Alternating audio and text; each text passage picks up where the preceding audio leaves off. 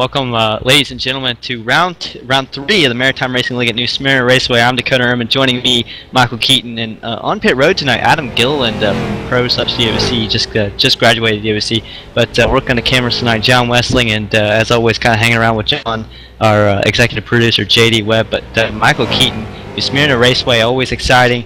The Maritime Racing League again has just put on such great racing here recently that you don't want to take your eyes away from the screen.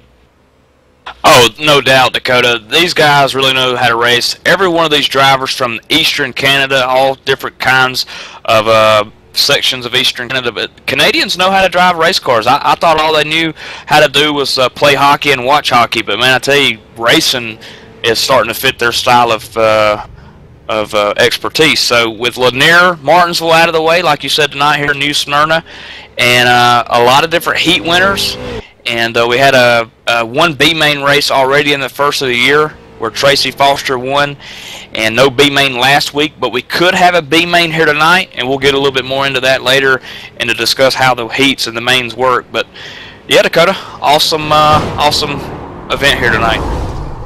Yeah, and I do believe we'll have a B main as long as we have time to do it. I know we ran out of time last time, and it kind of cut us a little close, and we had to go ahead and just advance to the feature race. But I'll tell you what, race 1 was at Lanier Speedway, where Ronald McKay kind of snuck away with Heat 1. Stephen Matthews got Heat 2. Ricky Arbeau snuck away with Heat 3. Tracy Foster getting the B main. The feature race, however, went to Ricky Arbeau after a dominating performance, and that was his 2-0 night, basically. And he furthered that stat going into Martinsville. Keaton. Yeah, and at Martinsville, what some may call the paperclip track, heat race number 1 went to Jake Goodwin, putting on a heck of a show. Ricky Arbeau, again, heat race 2 winner. And then last week at Martinsville, heat race 3 winner belonged to Stephen Matthews, so knocked 2 on the board for Stephen there. And we didn't have a B main last week, but we did have a feature winner, and again, that was Ricky Arbeau. So I guess Ricky Arbeau 4 in a row, is that his new nickname? Yeah, sounds just about right there, Keaton. But as we look through the points, we're going to go ahead and run through the points real fast. Up in the lead, Ricky Arbeau, again, like we said, 4 wins. He at Lanier, he got 110 points. Martinsville's 110 points, so he's a total of 220 points, which is pretty good. I'd say that getting max points 2 weeks in a row. He has a good lead going in, but Dylan Roberts sitting second in points with 205, 15 out of the lead. And Keith Mack, who was involved in some incidents with the admins and will not be racing here anymore, has 187 points. Ryan McIntosh is sitting right now on 4th points. Had a good race at Lanier, not quite the best race that he could have had at Martinsville last week. Only awarded 85 points, and the winner, Arbeau, getting 110, so you kind of see the differential there. But he sits 183 back from Ricky. Ronnie McKay, or some may call him Ronald McKay, sitting 5th in points, and then Mike Rhino sitting right there in 6th. Didn't have a good week at Lanier, but he picked it up at Martinsville, and he's sitting there at 177 points behind the leader, or 177 points total. Yeah, Stephen Matthews, not a very good first week, only scoring 64 points, but last week he was the 3rd highest driver in points scored with 104 points. He has 168 points, and I would say he's about, I want to say about 50 points out or so of the lead. Tracy Foster in 8th, and he won the first B main that we had here in the Maritime Racing League, which is really cool that he was able to kind of put up finishes like that in the first race. He was able to score 94 points to 71 in the second heat, or in the second race there last week. Mark Williams is going to be shown in 9th position. He had all right luck, I would say, at Lanier, and just kind of hanging in there. Looked like at Martinsville there.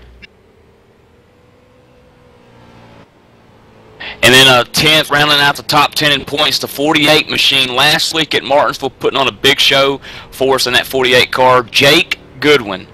Not a strong start to finish, or to start the year off here in the MIRL. 71 points awarded at Lanier, but he came back strong at Martinsville, got 93, and he's sitting at 164 total. So not too shabby, not too far away from the leader, Ricky Arbeau, who's won 2 in a row, the big feature races, and he's sitting out at front. Sir, he is, but so looking down the practice charts, Ricky Arbeau again is at the top. Wow, that's not a shocker there.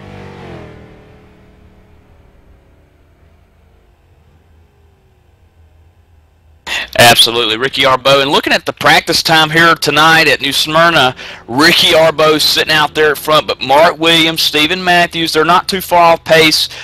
Kevin there, or Nathan Doherty there, sitting second fastest right now. But I want to talk about with you, Dakota, about the formats here that we've got set up, that the MRL has set up here.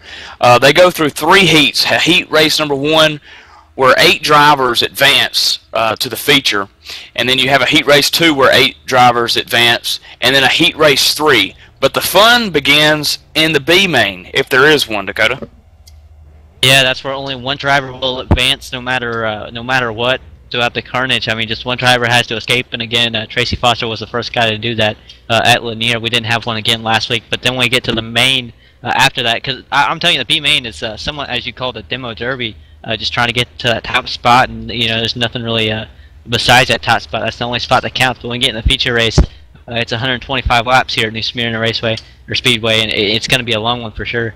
But I'll tell you what, we got Adam Gilliland working down on pit road for us tonight. And Adam, what do you know about these cars and what to expect from the racing tonight? Well, it's going to be a very exciting race, to say the least. New Smyrna always puts on a great show, especially with these late models. You can just wheel them right around the corner, hang it out a little bit with the right rear, and get the drive up off. That's really what it's going to come down to. But I don't really anticipate too many pit stops because track position is critical here. But we'll just have to wait and see. Lots of carnage probably is going to be followed by some great racing. All right, and thank you, Adam Gilliland, who's going to be working pit road for us again. We'll hear more from him later on tonight, but we're going to go ahead and send it down trackside for the Canadian anthem.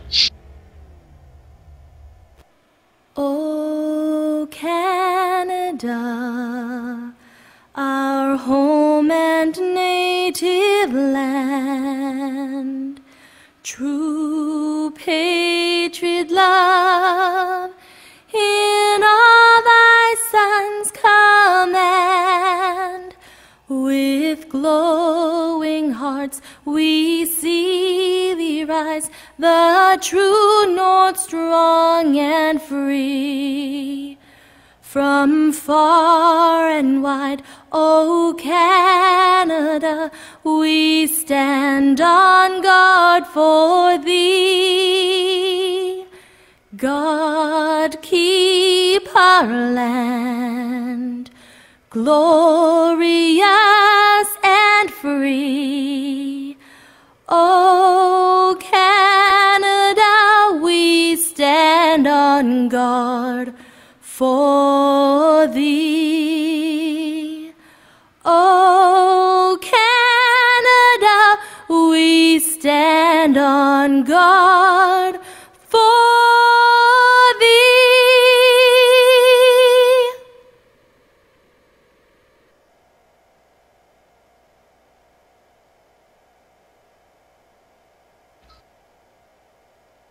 All right, we're back live at New Smyrna Speedway, and as the cars are getting ready to roll here at New Smyrna, as I believe kind of Ricky Arbo starting this group out on the pole due to his practice time. Ronald McKay will be the next car on the inside. Looking on the outside should be Stephen Matthews and Dylan Duvall making up their first 2 rows there. And then you got Tracy Foster, the only B-main winner so far this season, the 29 of Dave Dyer, Kenny Hopper, Craig McDonald, Jarrett Butcher, Blake Coleycutt, and looks like Sean Waterfield's sitting on pit road. I'm not sure if he's in this heat or not, but Dakota, only 8 advance. Yes, sir. It's going to be a dash for those 8. Last week we saw that the race was basically won and lost on restart, so will that be the case tonight, as it could be hard to pass like it was at Martinsville.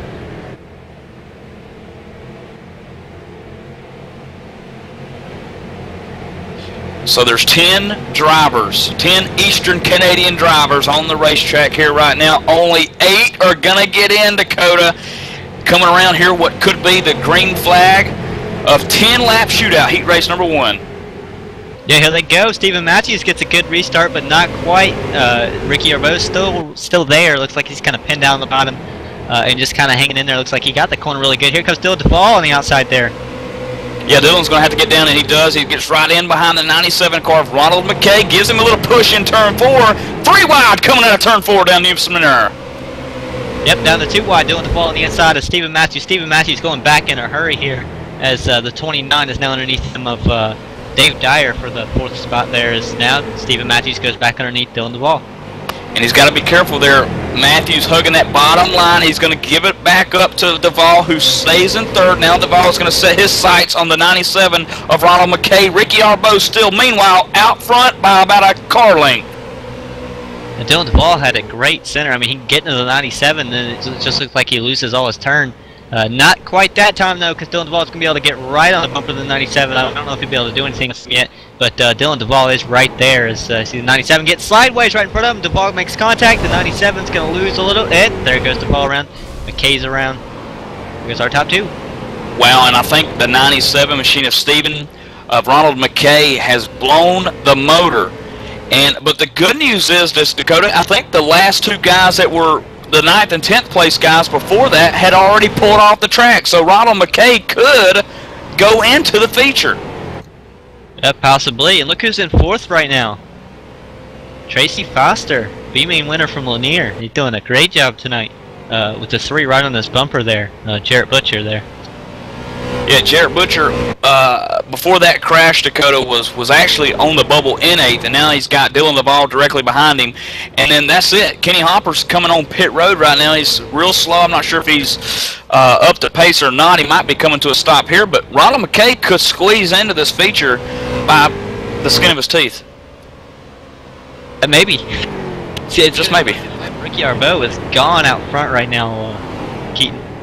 Yeah, a little over halfway here, too. Just a 10-lap shootout, if you will. No cautions, 10 laps. Heat race number 1 just getting underway. Ricky Arbo, can he get 5 wins? Guys, this is the 3rd race of the year already, and this guy's already picking up wins left and right. Yeah, you know, a favorite to watch every time you come here to the Maritime Racing League. So I'm looking back here, 2nd position. Looks like Dave Dyer and Craig McDonald going at it right now. Just trying to battle for this position in 9. And Craig McDonald doesn't look like he can do anything with Dave Dyer, but he is there on the bumper. And that is the battle for 3rd. These guys just got to be patient. Right now, Dakota, they're both in. They're locked in. And then Craig McDonald, like you mentioned, he's there. He's about a half a car length behind that good-looking Dave Dyer X-Side car there. He's just got to be patient. 2 to go.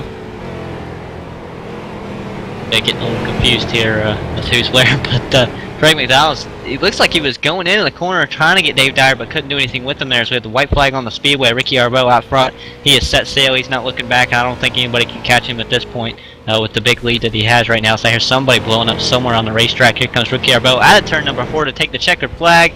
Ricky Arbo will make it, I believe, 5-0. I tell you what, Ricky Arbo getting it done tonight here in heat race number 1. Heat race number 2 momentarily. We're going to have it. As this Ricky Arbo pulls it off, not even a donut or a burnout or anything of the sort, because everybody's getting lined up for the 2nd heat here. So we'll be going right there, right at it, just momentarily. I believe we're going to try to get Ricky Arbo in the broadcast booth for an interview also. Yeah, I want to go to Adam. Adam, you know, talking about tires here at New Smyrna, you got to think, I mean, with these heats, tires probably not a big issue, but going into a 125-lap race, the Shaw Brick 125 that's coming up here after these heats and possibly a B-main, what are these guys expecting? Yeah, they're just expecting really loose conditions. New Smyrna is known for having the tires fade away real quick, actually, so they got to keep the tires under them so they can keep the car stable and get the drive up off, so you're not chasing it the whole corner. And that's all it's really going to come down to, is who can keep the tires on it the best. All right, thank you, Adam. And now sprinting up to the broadcast booth, we had Ricky Arbo, who just won the race. Ricky, hearing from Adam Gillen, our pit reporters, be a little loose out there. Can you agree to that, being as you just went out there and dominated heat race 1? Yeah, it's a little slick out there. I find I'm good for the first part of the run, and the more it goes on, the looser it gets. But being a night race, I'd rather have it a little on the free side than be too snug. Ricky, man, you were 4-0 coming to this year. Now 5-0. You have yet to be beaten. Can you hold that stat off going into the main? Well, I hope so. I hope we keep momentum going. Just go out there and have the best run we can get. We have a good car. Again, we practice all week. I had a practice serve rep for all the guys at noon hour today. We took advantage of that, and we feel pretty solid going to the feature. All right, well, thank you, Ricky, and we'll see you later in the race, and hopefully we'll talk to you in victory lane once again. 10-4, guys, and enjoy the show. And there you have it from our Heat Race 1 winner again.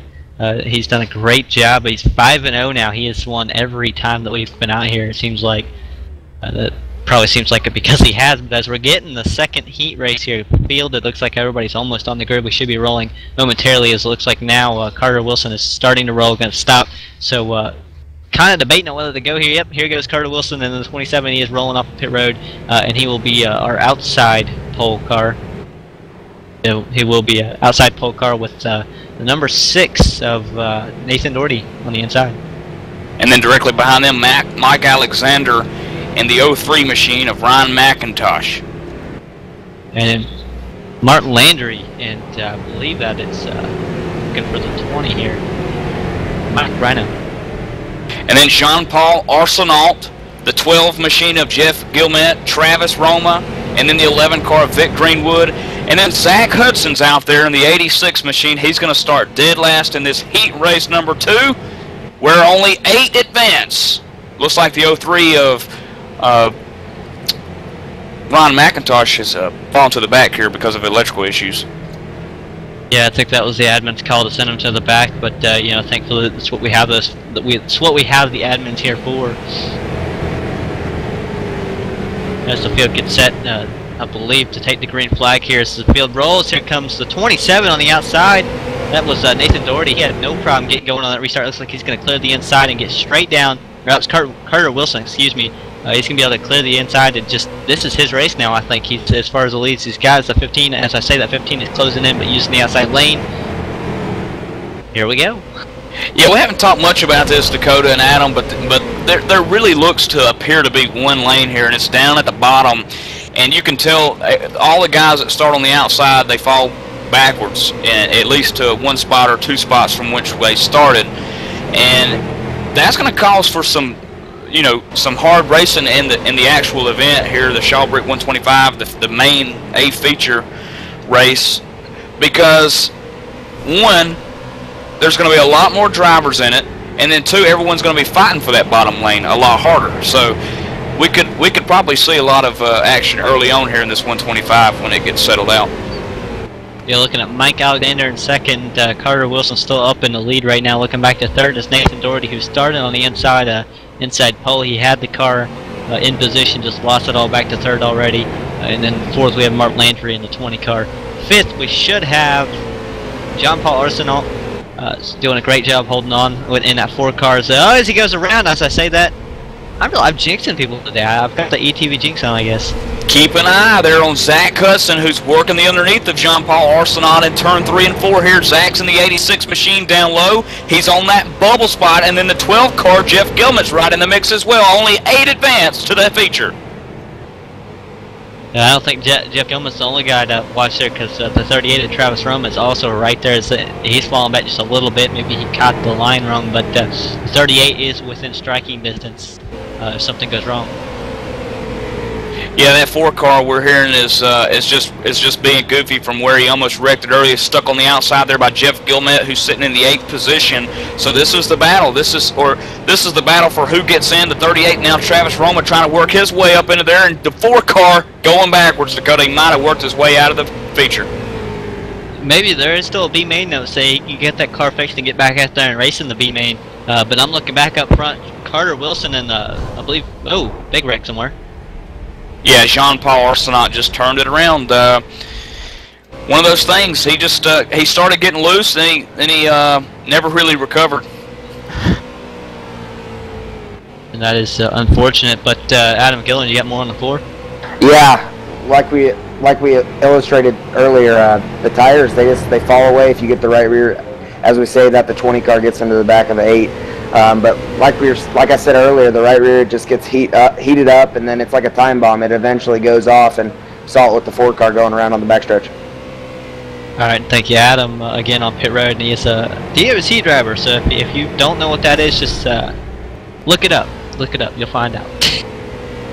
Back up front, Mike Alexander's in second, and he's working on the leader. The white flag was in the air last time, checkered flag in the air this time. Carter Wilson gonna take it home. Heat race number 2, but I'm gonna tell you something, guys. Mike Alexander was closing in, and he looks pretty quick.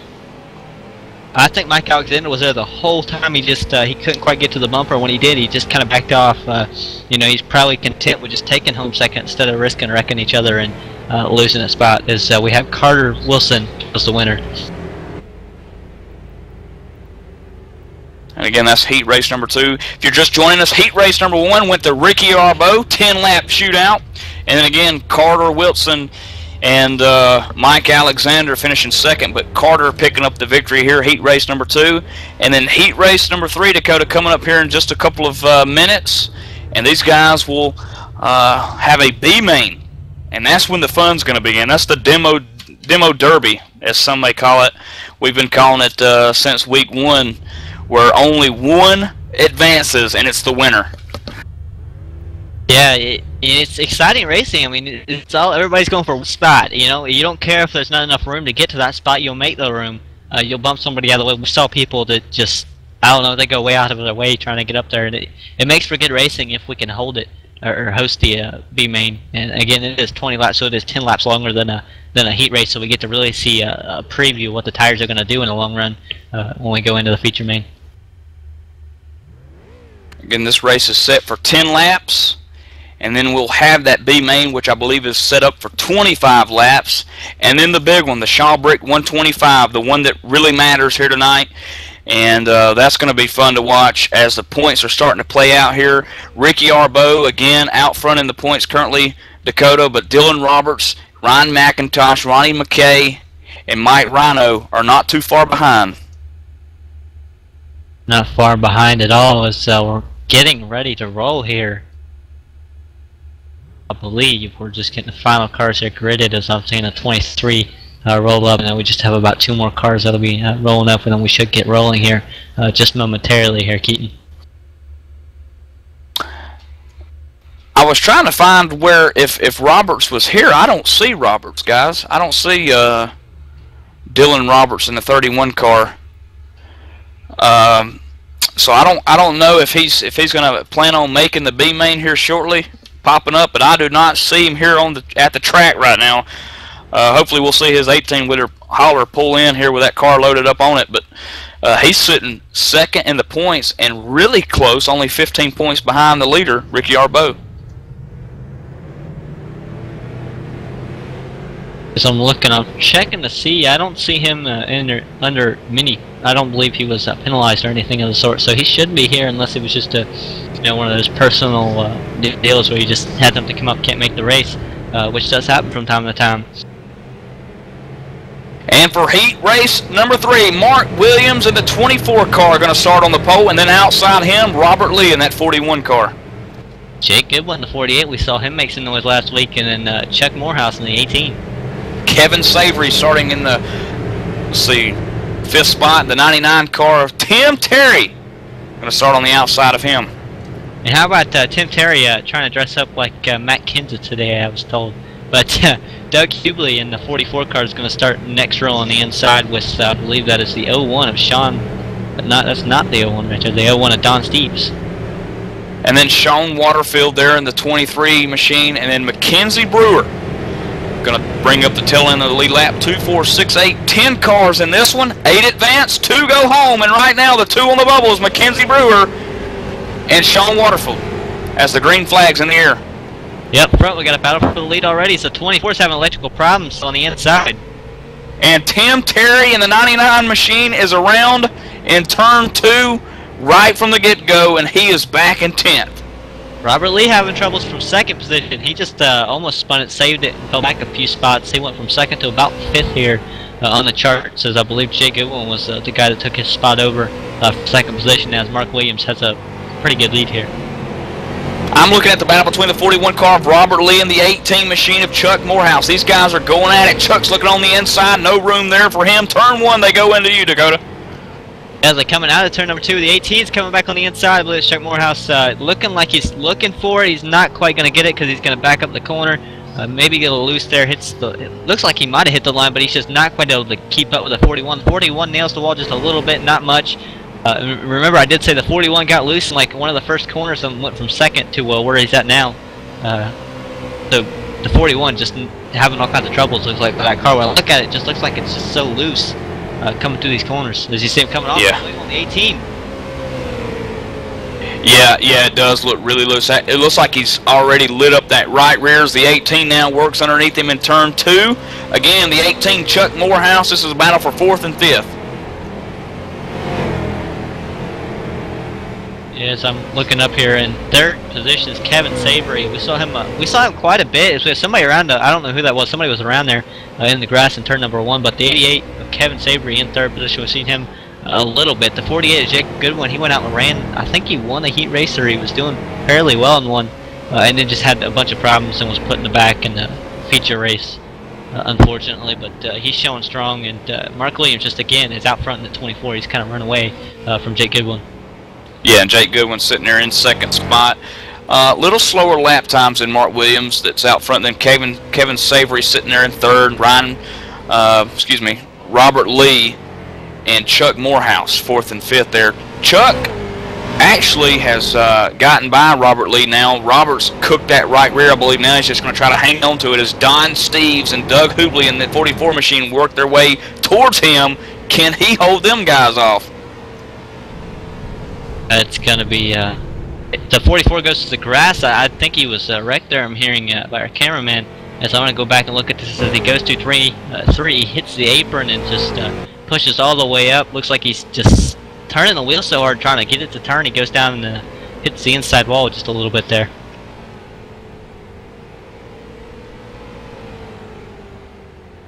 And Tim Terry is also around to 3 and 4. A lot of problems with 3 and 4. I heard a battle for the lead here. Mark Williams is up front. Jake Goodwin right on his bumper. But I don't know what we missed. But Tim Terry on the grass. Oh, Tim Terry slow and just ran to the inside wall once again. White flag in the air. Jake Goodwin, can he really man turn 3s within a half a car length? I don't think he's going to have the momentum coming off. Mark Williams going to pick up heat race number 3 with Jake Goodwin in that 48 car finishing 2nd. Good run for Jake there at the end. Yeah, it looks like Jake was he was getting everything he had going with that last corner. He just didn't have enough and almost lost it coming off and could have cost himself another spot going for that win. So the heats have been set. The heats have been won. Ricky Arbo getting heat race number 1. Carter Wilson picking up heat 2. And then again, Mark Williams picking up this one. But he had a little bit of competition towards the end. And I think this is what's shaping the 125, the Shawbrick 125, up to be a really good one. But next, I believe we're going to have the B main, which some may call it better than the A. Yeah, and as we're looking for clarification, I just got clarification from one of the league admins, which is Tim Terry, who was out there in '99 having a lot of trouble, and he's been making a big deal over his newly oversized font Kansas car. I guess the font was wrong on it, but Tim Terry is setting up a B main, so we will have a B main. And again, thanks to J.D. Laird, also another admin setting up the fields here too. I want to make mention that the ETV 2013 lineup is full in gear with Monday nights. Right now we've got the Real Sim Racing Icebreaker Winter Series at 9:30 p.m. Eastern Standard Time. Thursday belongs to the RSR Outlaw Truck Series that gets underway at 9:30 p.m. Eastern Standard Time. And then February 25th, back for a second season, sponsored by Bob Earl Racing, the Real Sim Racing Full Throttle Cup Series. After the Daytona 500, these guys line up on Monday nights at 9:30 p.m. Eastern Standard Time. And then on TV, on Tuesday nights, we got the ETV Team Series Racing, sponsored by HD Radio Network. Wednesday night at 7 p.m. Again, you're watching the Maritime iRacing Short League Track Racing Eastern Canadian style. And then Thursday night at 9:30, we have the Real Sim Racing Asphalt Assault Series, sponsored by Inside Sim Racing TV. And don't have anything to do on Friday night? Well, check out etv-eplay.net because we have the Super Speedway Cup Series getting fired up under 8 p.m. Yeah, that's going to be starting about mid next month, that Friday night series. But if you can't quite watch the broadcast, you got to go you got a smartphone maybe, you can listen to us on ETV Live Radio. We got plenty of apps out there. I know there's some for the computer, there's some for the smartphones. They got them everywhere now. ETV Live, you can basically listen to us on the go, supported by HD Radio Network, which we actually play classic rock every hour, every day. You can also catch live events such as race day broadcasts like what we're doing right now from the booth on this radio. And In the Winter is Motorsports Show on Monday nights from 6 to 8 p.m. Fast Track Racing Series weekly at 7 p.m. Tuesday nights. And starting Thursday, January 24th, it's coming. It's getting close. The Pit Report at 7:30 p.m. With Josh Gerlich and Kyle Traska. Those two guys are fun to mess around with. I was with them in TeamSpeak the other day, and it's looking to be good. You don't want to miss that show. But ETV Live Radio featured in the sports section of iTunes. Get the mobile app from TuneIn.com and look for us in the Windows Media Guide. ETV Live Radio on the HD Radio Network. Dakota, the B main, 6 drivers. Ronald McKay out front. Vic Greenwood going to start on the outside. Row number 2, the 50 of Blake Collicutt on the outside. And then to his bottom, Mackenzie Brewer.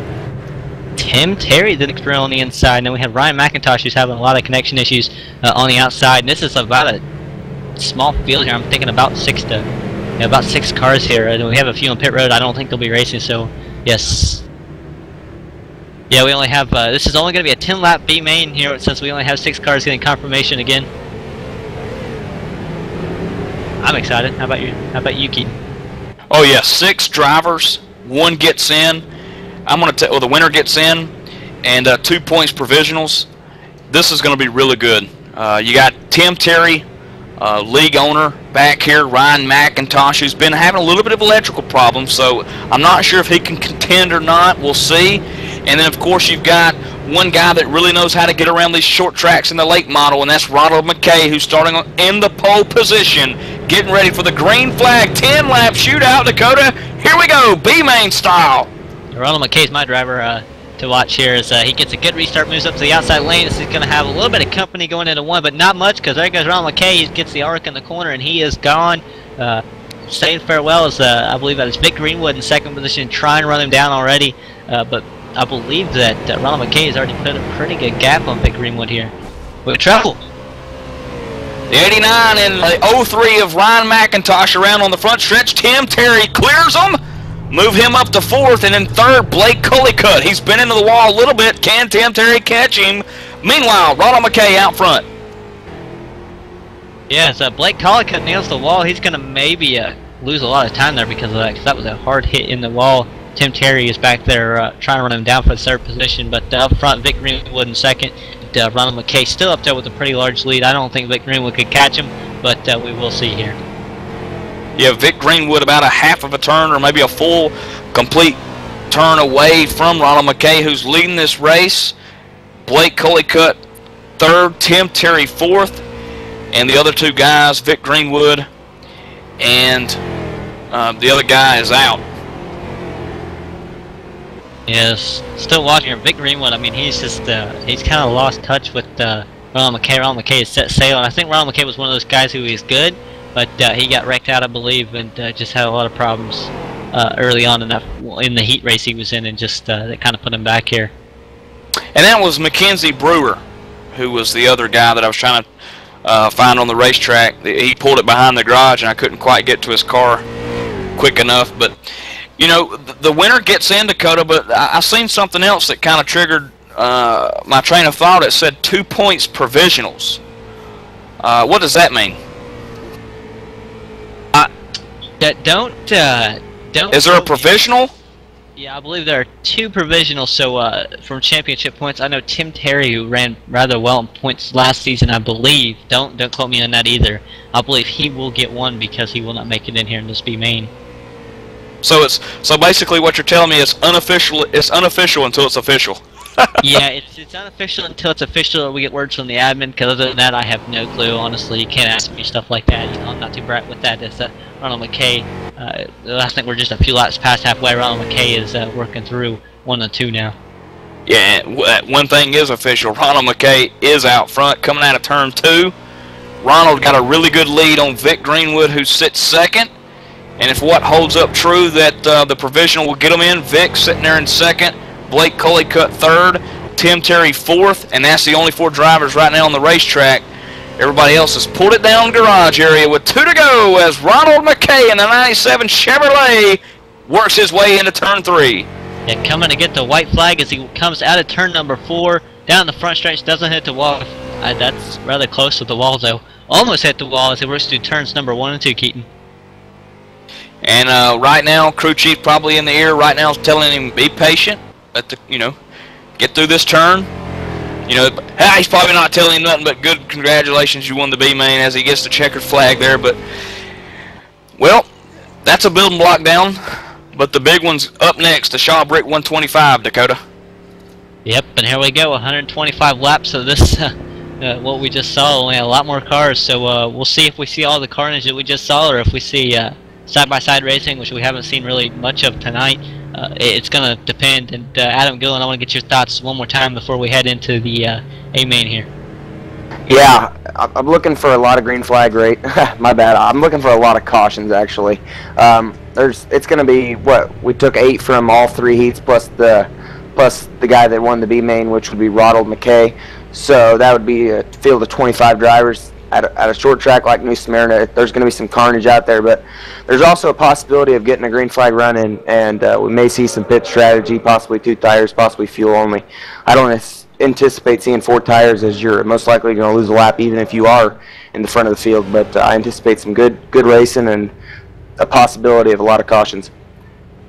All right, thank you, Adam Gillen, and again, we will talk to him a lot more in this A-main here, as we'll have cautions on. Not that pit road will be, I don't think pit road will be highly busy because it takes so long to field these cars, but it's not as long a trip to get down like it was Lanier or Martinsville, so we might see a little bit more action on pit road. Who knows? But you know what? We're going to step away, take a quick commercial break, and we'll be right back with action from New Smyrna Speedway.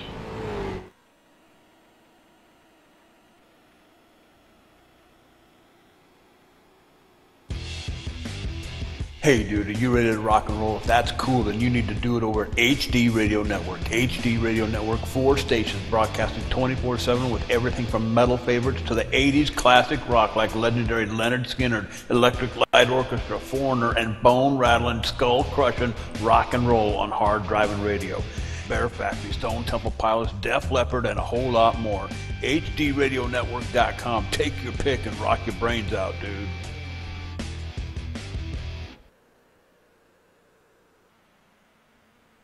Hey, JD here with ETV Live, and let me tell you something. If it's too big for the pickup truck and you need to move it, there's only one trucking company you need to call, and don't bother with the Yellow Pages, Cowboy. I'll give you that number in a minute. Manufactured goods, automotive, technical equipment, furniture, even if you need a reefer, Gary Mercer Trucking Incorporated is the only choice, Cowboy. With locations in Mississauga, Ontario, Canada, Rancho Cucamonga, California, if you need to move it, store it, and keep it cold, you need to call Gary Mercer Trucking Incorporated. Long haul, short haul, or just across town, Gary Mercer has the best trained and qualified drivers to get your load from point A to point B with professionalism and on time. So remember, Hoss, if it don't fit in a pickup truck, you're going to need a real truck, Cowboy. Sponsors of ETV Live's Friday Night Showdown, Gary Mercer Trucking Incorporated, 1-800-668-2980.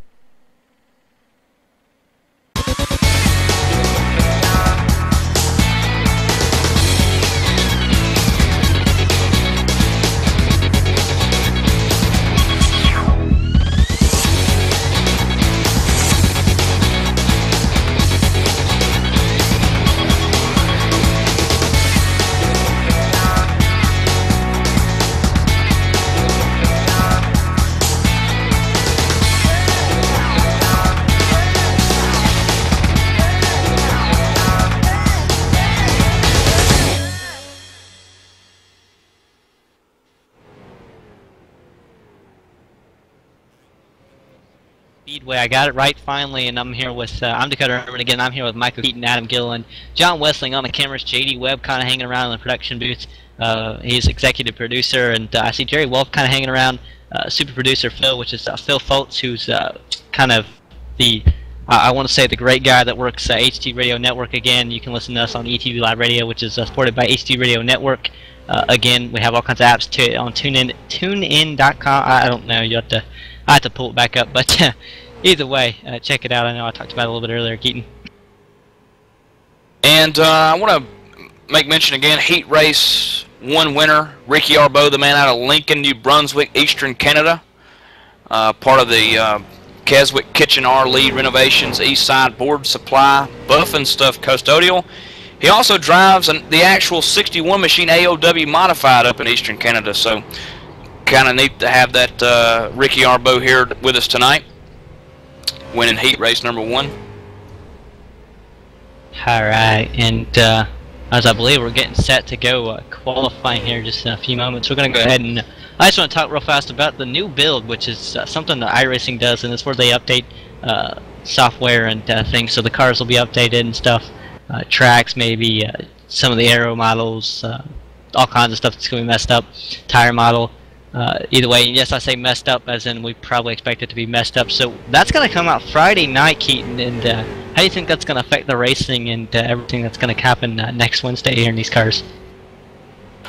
Well, you know, I think everybody's really looking forward to the new build. I think anytime iRacing brings out a patch or a new build, I think everybody just, you know, can't wait to get their hands on it. It's like Christmas in the morning. And I know a lot of the guys who race, you know, in the DWC and some of these pro style racing, I know that they're probably glad that they're going to get their hands on it before the season starts up too. I know they don't like it when they release stuff in the middle of the season. I could only imagine, you know, mid-season you get used to something and they change something totally. But I think what they're doing for the new build coming up Friday is a great deal for those guys and everyone involved. And how about, I want to go to Adam Gillen on this. We were talking about the new build, and I know that you guys were talking about this DWC. It starts after we get the new Cup car, which won't come out this build Friday. It'll come out a few weeks later. Is that going to kind of play into the DOC season and when you can start testing? Yeah, I don't really know how it's going to all work out yet. We haven't been really told anything, but from what my understanding is, the car is going to come out in late February, and DWC doesn't start till I think March 12th, so we're going to get like 2 or 3 weeks to play around with the car, as they're delaying the A season about 4 weeks. It's going to roll with week 4. They released the schedule last week. As I say, that Q rolls off here at New Symirna, but yeah, we're not going to get the car any sooner than anybody else, so we're just going to have to get our hands around the setup nice and quick so we can get ready for the opener at Daytona. Alright, thank you, Adam Gillen. And then again, if you don't DOC as Driver Championships, it's a $10,500 paycheck that goes out to the winner of the series. I believe it was Ray Alfalo 2 years in a row, and Richard Towler the year before that. But you know what? Google that. It's enough of that for now. We're going to go ahead and we're going to go to the national anthem, the Canadian anthem, one more time before we come back and get ready for Green Flag Racing here in New Smyrna Speedway. Oh, Canada, our home and native land, true patriot love, in all thy sons' command, with glowing hearts we see thee rise, the true north strong and free. From far and wide, O Canada, we stand on guard for thee. God keep our land glorious and free. O Canada, we stand on guard for thee. O Canada, we stand on guard for thee.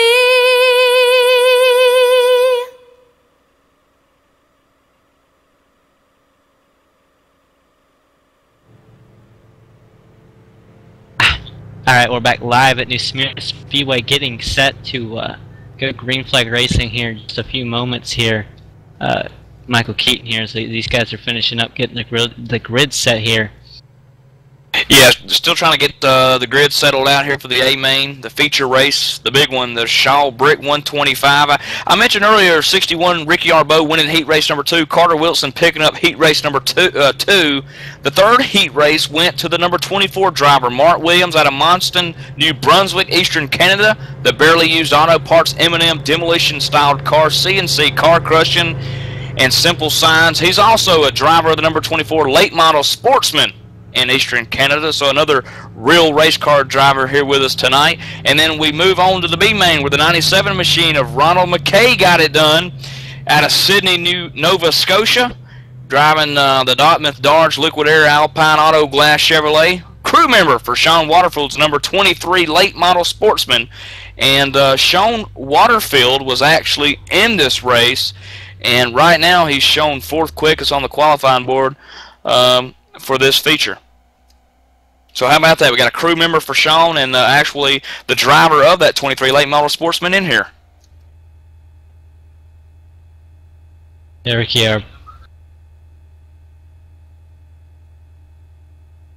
Arbeau is going to be, again, because he won Heat 1, he will be on the pole as we get set to go back to Green Flag Racing here in just a moment or so here.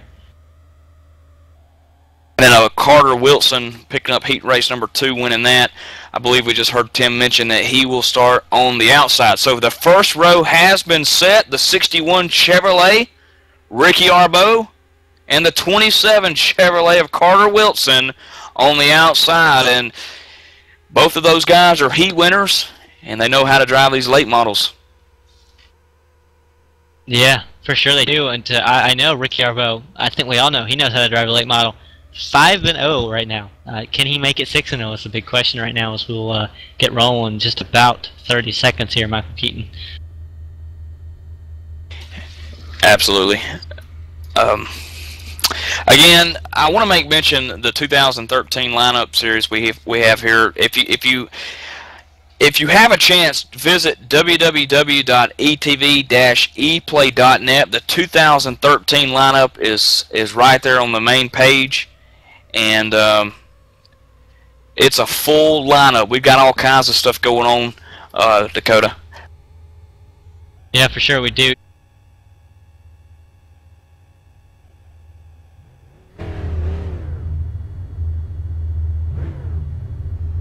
As we're going to go ahead and go trackside for the command.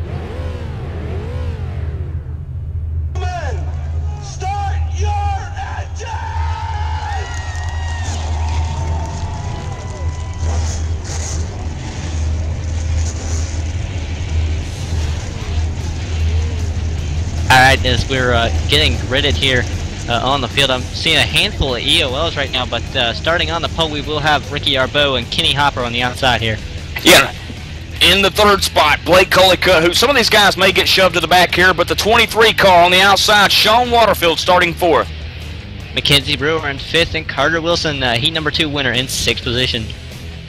The number 24 machine of Mark Williams going to start 7th here tonight. To his outside, last week's heat winner, Stephen Matthews. Mike Alexander, runner-up in one of the heats tonight in 9th position, and in 10th position on the outside row, Jake Goodwin. Rolling off 11th in the 29 Chevrolet, Dave Dyer. To his outside, the 6 car, Nathan Daugherty. In 13th, the 88 of Kevin Savory. We were talking about how he had a good run going quite a bit earlier in one of the heat races. Can he rebound from that? And Craig McDonald in 14th position on the outside row in the 9 machine. Zach Hudson qualifying his way in when the heat race starts 15th tonight in the 86. To his outside, the 18 Chevrolet of Chug Morehouse. Tracy Foster, B-main winner from Lanier National Speedway or Raceway in 17th position, and Jeff Gilmet in 18th. Robert Lee in the 41 rolling off 19th. 20th belongs to Jarrett Butcher in the 3. Martin Landry in 21st position, and Don Steves in 22nd. Dylan Duvall in the 42 machine rolling off 23rd tonight. To his outside, Rhino Cowboy Mike in the 34. And I believe we'll have Vic Green. No, I don't believe Vic Green will be racing. It should just be Ronald McKay should be the last car on the grid here. So now I'm showing Vic Greenwell will be racing. Ronald McKay is on the grid. Travis Roma, Tim Terry was one of the provisionals. I know that for sure. Ryan McIntosh advanced Patrick Hughley's back here. He's not back here, so I believe that was just our last guy was Ryan McIntosh there. And of course, EOL penalties, Mackenzie Brewers going backwards, Sean Waterfield going backwards. Like I mentioned, some of these guys were given EOLs, but the true lineup being now shown on the racetrack. And just to do the front 2 rows again, the 61 car Ricky Arbeau, 27 Carter Wilson, and then you've got 24 Mark Williams, and then Stephen Matthews. They're on the backstretch, Dakota. Yep, getting set to go back. Green Flag Racing for the first time in the feature here. As I hear somebody was crashing on the pace lap, but the pace lights are off as we're getting set to go back. Green Flag Racing. Once again here at New Smyrna Speedway, the pace car is off. Ricky Arbeau comes out of turn number 4, and here he goes. Green Flag is out. He gets a great jump. Carter Wilson's going to be able to hang on the outside lane going into turn number 1, but it looks like Ricky Arbeau has the line and has the inside, so he's almost got it clear. Here comes Carter Wilson back on the outside, as if we side by side heading into turn number 3 here. So far, a good clean start for everyone. Green flag into turn 3, still green in turn 4. Ricky Arbeau leads lap number 1, but he's got a little pressure on the outside, and that's the 27 car of Carter Wilson. He's hanging out on the outside to come out of turn 2. Back single file in 3. Yeah, Carter Wilson, he wiggled coming off of turn number 2 there as he heads into 3 and 4. As soon as Ricky Arbeau got clear and tried to move outside, Key got shoved at. Yeah, it was wrecking in turn number 4, but Carter Wilson shoved him back down, so I'm checking to see where the wreck is. I see Tim Terry is around in the midst of this. Here and it's the 2 car back in 14th position. Tracy Foster, Lanier's B-main winner. And Zach Hudson also involved. Tim Terry in the 99 DeWalt machine. We see him coming to a real slow. Multiple cars involved, but I don't think really anybody was too bad damaged, Adam. Yeah, it doesn't look too severe. It looks like maybe just come on down 4 tires and fill it up with fuel, and they'll be out and away. And again, as I'm going back to look at this just one more time to see exactly what happened. Looks like 86. Oh, it's Zach Hudson just kind of comes up off the line. Looks like he couldn't hold it there, and not many cars getting badly damaged, like you said, but there was a little bit of a hit. Tracy Foster did get the most damage as he was hit the most, it looked like. So he definitely will be down for a little bit of repairs at least to get those fenders pulled out. Also, 97 machine, they're involved in that wreck just a little bit, maybe a little bit of cosmetic damage. Doug Hubley was involved. We mentioned Tim Terry. Dylan Duvall came to a real screeching halt in turn 4 there. Ryan McIntosh, one of those involved. And now we're hearing that the 99 car of Tim Terry is on pit road, Adam. What's it looking like? Yeah, it doesn't look like they're jacking up the right or the left side. It's just going to be some damage repair for the number 99 machine of Tim Terry. Got into the wall a little bit on the pace lap. As I say that, he goes a lap down to the leader, Ricky Arbeau. As Tim Terry, no tires, no fuel, just some damage repair. Unfortunate for Tim, as he also locked up the brakes trying to check up for that wreck and turn the car around, so just no luck today for Tim Terry. Yeah, he had that bad luck there in the heat race, and then in the B main didn't win it, but he qualified in with the provisional, so he actually made the dance. The Shaw Brick 125 here at New Smyrna Speedway, which is just about half of a mile long here, and what presents itself to be a 1-lane racetrack, and it's at the bottom, and Ricky Arbeau knows exactly how to get around here. And Ricky Arbeau showing behind the pace car in second, Carter Wilson, Mark Williams, Stephen Matthews in 4th, and Mike Alexander sitting 5th. Pace car lights still on, Dakota. A lot more laps to go here at New Smyrna. And Keaton, when you say 1-lane racetrack, I'm sitting here thinking somebody, at least a spotter, should pass that message on to Carter Wilson, because he wasn't trying to make that outside lane work. He was almost there. He was side by side for the longest time. He just couldn't quite get clear. The 61 there, I believe it was Ricky Arbeau, and Ricky Arbeau could not get clear of him for the longest time. They finally did right before the caution, and as the caution was coming out, I believe it was Carter Wilson was dived the inside to actually try to take the lead. So Carter Wilson might actually have something for Ricky Arbeau here, and again, Ricky Arbeau is 5-0 coming in tonight.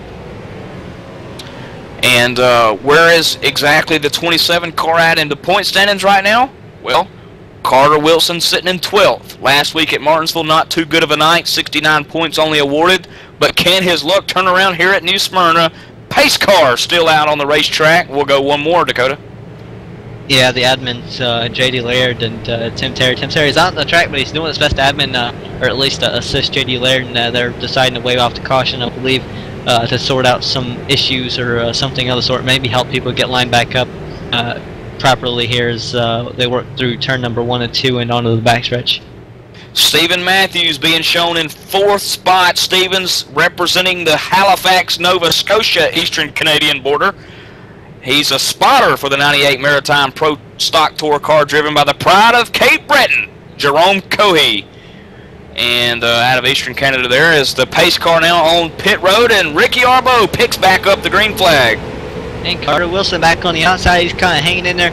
Looks like Ricky Arbo is clear for about a second. Then here comes Carter Wilson back on the outside. They're going to be side by side coming off turn number 2. Wilson's going to have a nose going into 3 and 4. The trouble on the back. 89 car we're hearing.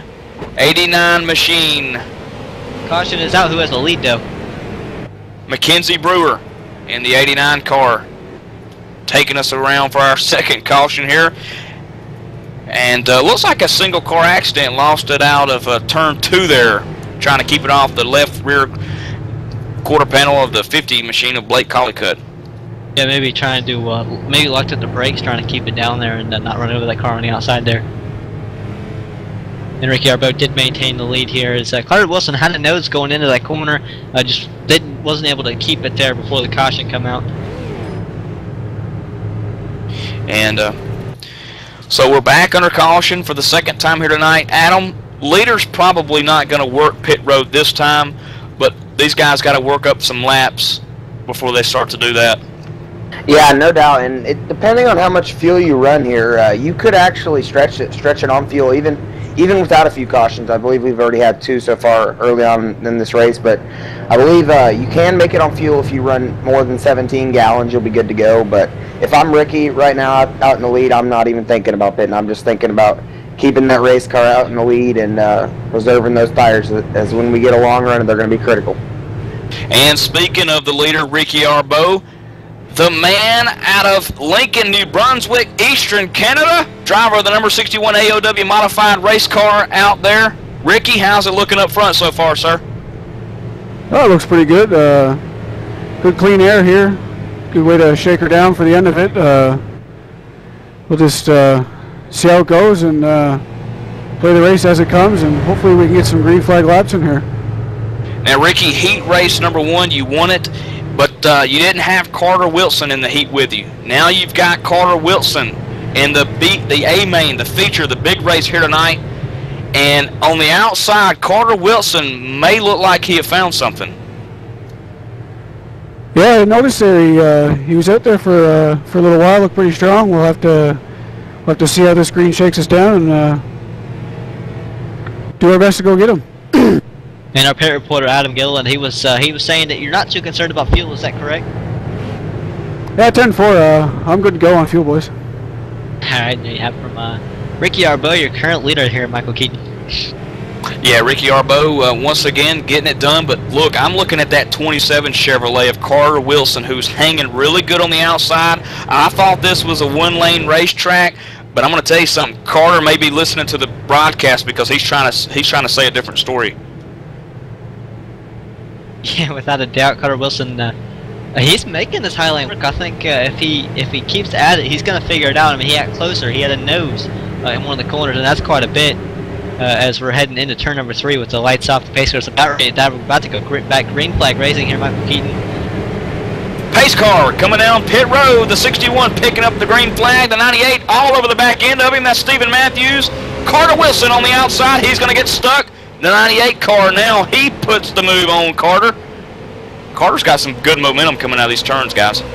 Yeah, without a doubt, he's got the line going in. I think he has to back up the corner a little bit, but he has the line to the corners as he now works, almost gets the wall, has to lift a little bit. It's going to lose a lot of time to our leader, Ricky Arbo, but he's going to jump back in line for second position here, and we're going to see what he can do on the inside, because we haven't seen this guy on the inside yet. Yeah, Carter Wilson now, he's just got to be patient. He's right there. He's about a car length behind 61 Ricky Arbo. He's just got to make sure he hits his marks, keeps it off the wall, coming out of the corners. He's got Stephen Matthews about a car and a half length behind him. Now the battle's raging on for 4th and 5th. Mark Williams and the 15 of Mike Alexander as they go into turn 3 for a battle for 4th. Here in a big wreck, Dakota. Smoke pouring from one of the machines of Chuck Morehouse in 9th position. And I believe that's who it started with coming out of turn 2. The 18 and the 29, the Exide Chevrolet getting together. Gonna bring us out under caution. Now look at the 29 was in the wall, and Jeff Gilman, I mean, he ran right up on that and had nowhere to go. He has to stop and kind of back up. No damage to Jeff Gilman, but he did lose a lot of track position due to this incident on track.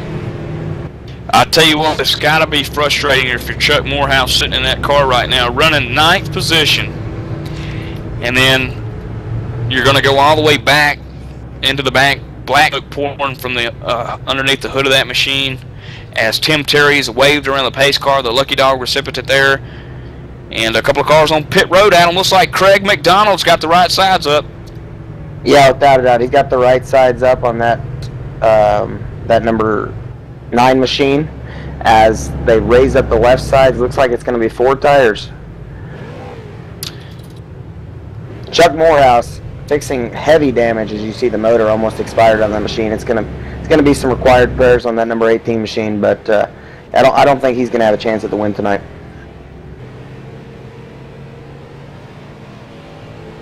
Yeah, in fact, Adam, I believe, looking at on my monitor, that car might have blown up sitting there, and it did. He's behind the garage.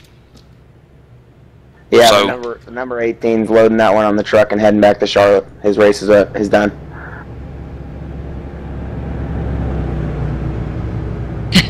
And our ETV Live wave around. That's what I'm going to call it, just to do it. Tim Terry, he's going to get back on the lead lap after that early pit stop in trouble. So Tim Terry not quite going to be on the lead lap, I don't think, quite this time here. sponsoring the Thursday night Real Sim Racing Series that's about to get fired up here shortly in the 2013 year, Inside Sim Racing. Your first and best choice for all the news, reviews, and online motorsports. Join Darren Ganji and Sean Cole for the latest and greatest in product reviews, simulation auto racing, games for the computer and the Xbox alike, from steering wheels to full-size racing rigs, updates on popular racing games, and a whole lot more. Check them out at isrtv.com. Dakota, these guys have all kinds of information on the website. And they get to play with wonderful little toys that you really want to check out. Now, if you have a strict money situation, they're very convincing. So I wouldn't look at it if you're in a tight budget. You're not really wanting to get something like that, because they show off some pretty cool toys that you're gonna walk away wanting them. That's for sure. Coming to green here. Lap 23, Ricky Arbeau's going to pick it up. Pace car going to dip down pit road, this time by Carter Wilson. Let's see if he can hang on the outside as Stephen Matthews gives Arbeau a bump. Yeah, Carter Wilson not quite able to get the restart that time, but he's going to be on the outside of Stephen Matthews. Stephen Matthews is almost had him clear. They're going to make a little bit of contact, I think.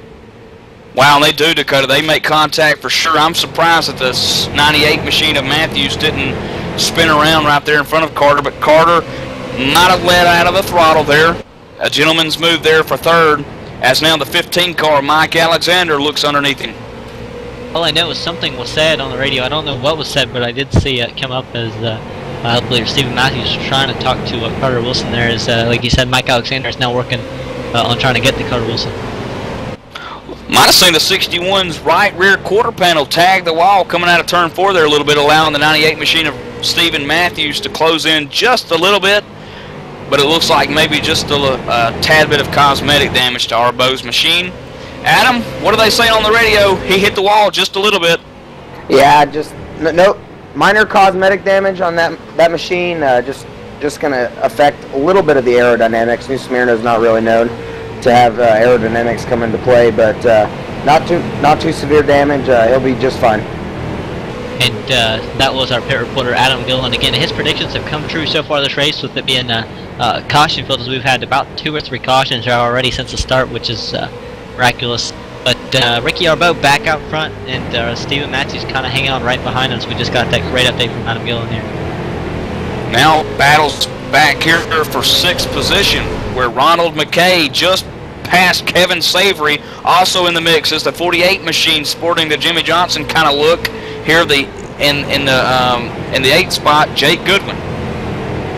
Now, ironically, Ronald McKay started 26th. He's up to 6th position. Ronald McKay is on the move. Even if we did have quite a few cautions, I don't care what you say, that's 20 spots in just about 30 laps. This guy knows what he's doing, and he might be someone to contend with before it's over. And then cracking the top 10 moments ago, Robert Lee, who runs 9th now in the 41 car.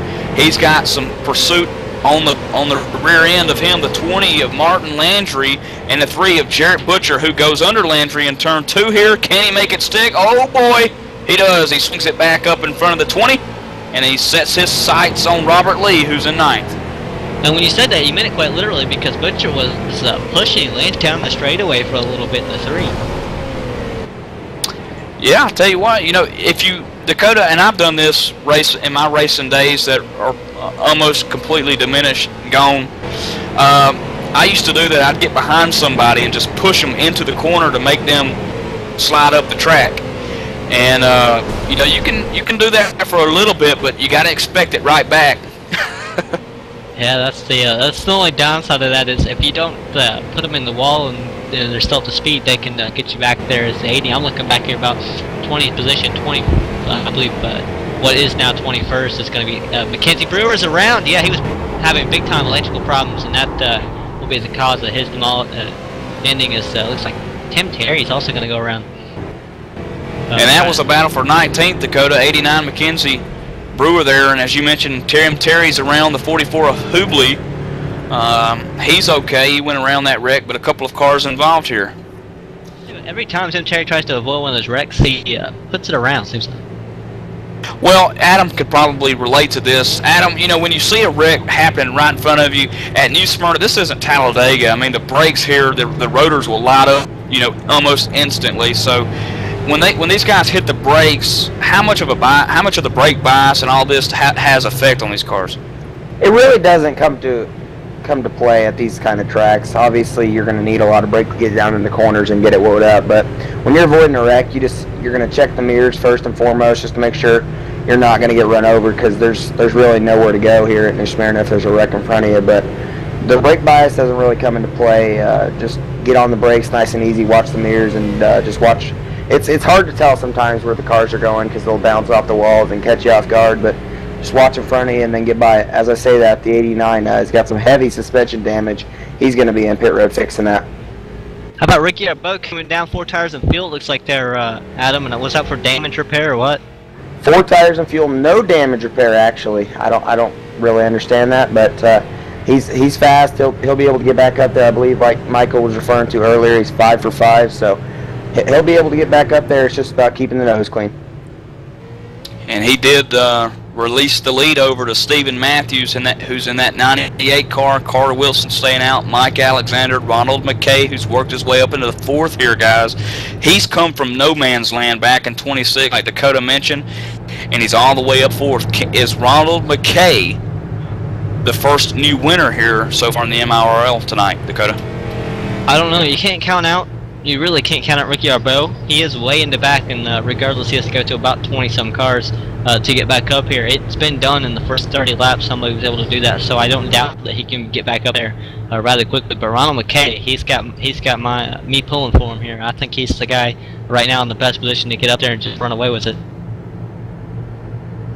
So the man sporting the Halifax, Nova Scotia, Eastern Canadian flags out front, Stephen Matthews. 27 car, Carter Wilson. We've seen what he can do. Can he put the move on the outside of 98? We already saw him and Ricky getting after it. Can he get after it with Matthews, or is he going to run that right front into the ground? It's going to be a watch and see what happens thing. I think honestly it's going to be hard to tell here, as Tim Terry getting the wave around there again, so he's back on the lead lap after early troubles and again spinning under the caution with problems on that number 99 machine. But I believe we are seeing a double file getting ready to go back green flag racing here in the backstretch right now, as Stephen Matthews leads them here with pace car lights off. Keaton. 125 laps set for tonight's Shaw Brick 125 as the green flag's in the air. Carter Wilson getting a really good start on the outside. 98 Matthews a little slow. Ronald McKay going to push to 27 into turn 1 as they're 2 wide coming off turn 2, Dakota. Yeah, Stephen Matthews can't quite pull up in front of Carter Wilson now. It's Carter Wilson's game, and Wilson was able to clear him going into 3. Wasn't quite able to do it. There he goes out of 4. He's going to have the spot. There we go, Carter Wilson. Who says it can't be done? Carter Wilson on the outside at New Smyrna, the .48 mile of a racetrack, making it happen, making a groove on the outside as Stephen Matthews now closes within a half a car length coming out of turn 4. Ronald McKay trying to make it work on Mike Alexander also for 3rd position on the outside. McKay got it to work. He's able to stick it on the outside. Again, he came back from 26th position up to 3rd position. This guy knows what he's doing. He's coming. He's closing on those leaders really quick here. Looking back here in 8th position, Jarrett Butcher in the 88 machine of Kevin Savory. And the 41 car also, Robert Lee's there. These guys have been racing at it as we got a battle back out for the lead here. Carter Wilson in trouble, the 98 to the outside. Dakota. Yeah, but can he make it work? I think Carter Wilson has the most experience up there, but Stephen Matthews is he's making it stick. He's going to be able to clear him, I think, coming out of turn number 2. He does make it stick. And this is 97 on the outside too. Yeah, that Ronald McKay. This is kind of reminding me of a sprint car race or the dirt track race where the guys kind of make their own groove as the night wears on. You know, we're 4 or 5 races into a big event here tonight, and they may have won a groove on the outside as now Carter Wilson works it as McKay down low as a bump coming out of 4. McKay might spin it around, and he does on the front stretch. Well, there goes the host, Ronald McKay. I don't want to say his day is done, but that's a lot. That's going to be a hit. That's going to hurt that front end for sure. And I want to check in with Adam Gillen here in just a second, just as soon as we know exactly what happened and see what they're saying from the crew. But as I watch him coming off of turn number 4, just like looks like he was trying to stay off Carter Wilson and pulls the wheel down really hard to miss him and just turns it around here.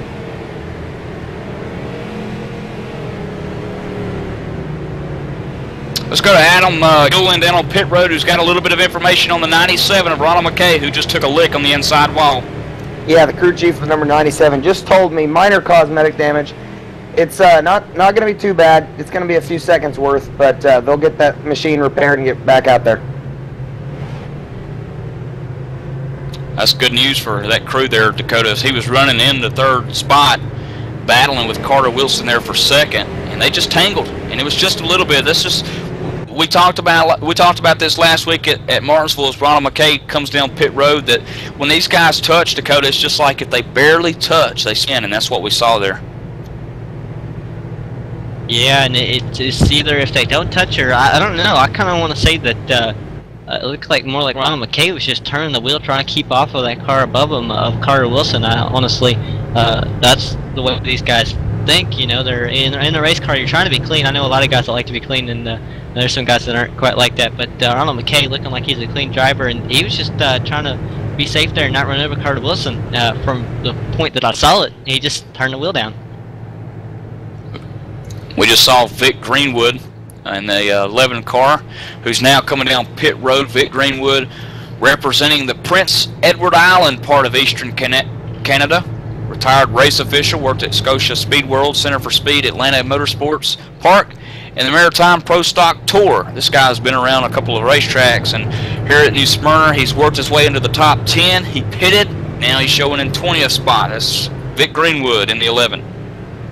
You know, I want to see one of these the staff from the track come out and race here on the sim.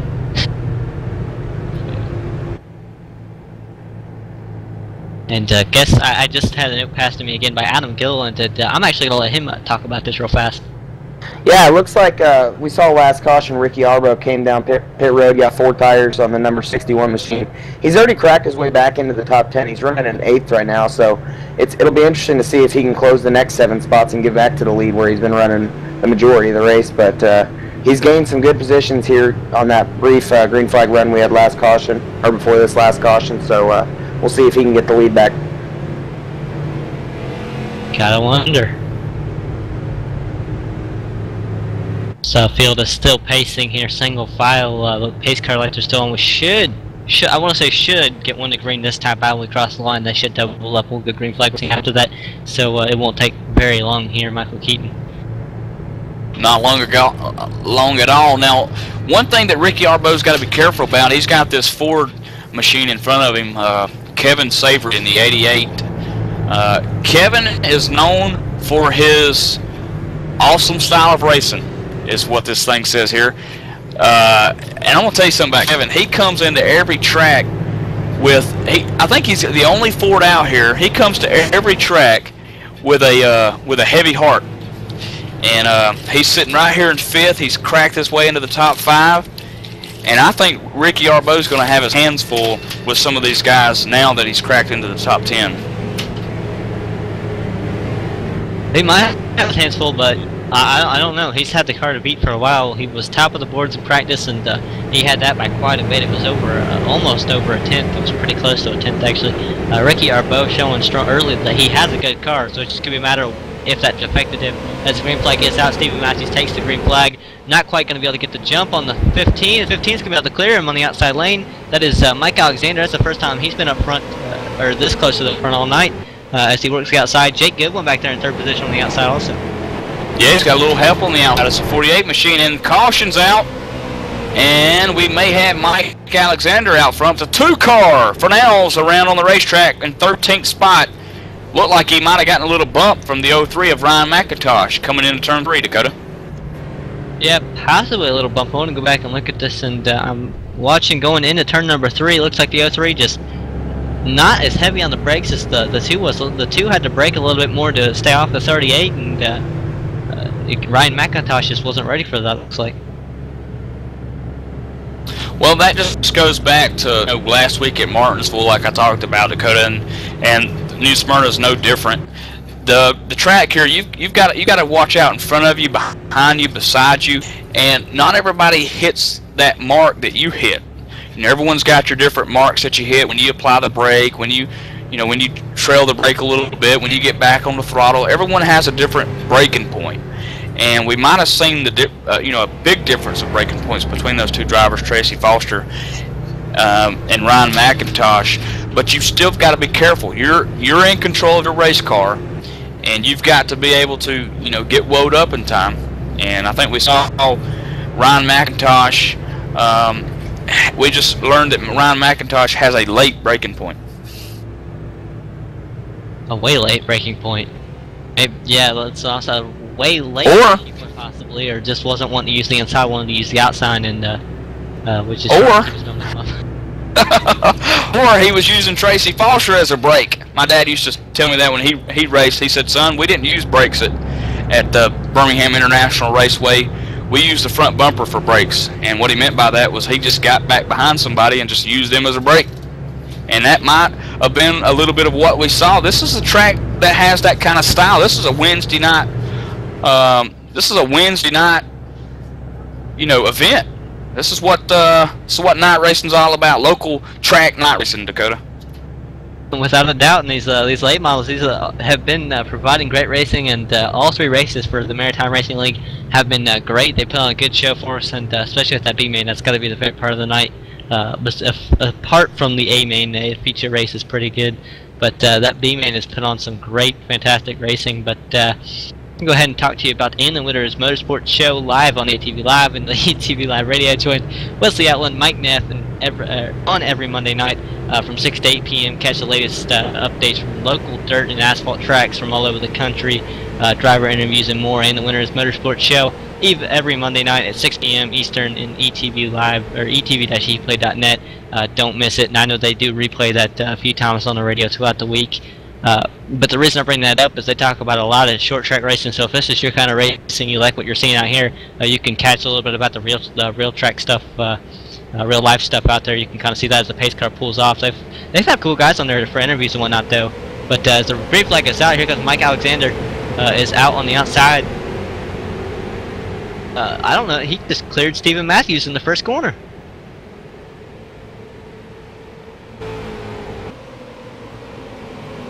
Looking at 3rd position now. Jake Goodwin is back there, and I'm looking at actually. Oh, Stephen Matthews gets loose. Battle for 4th. Big wreck out of 4. Hearing caution is already out once again.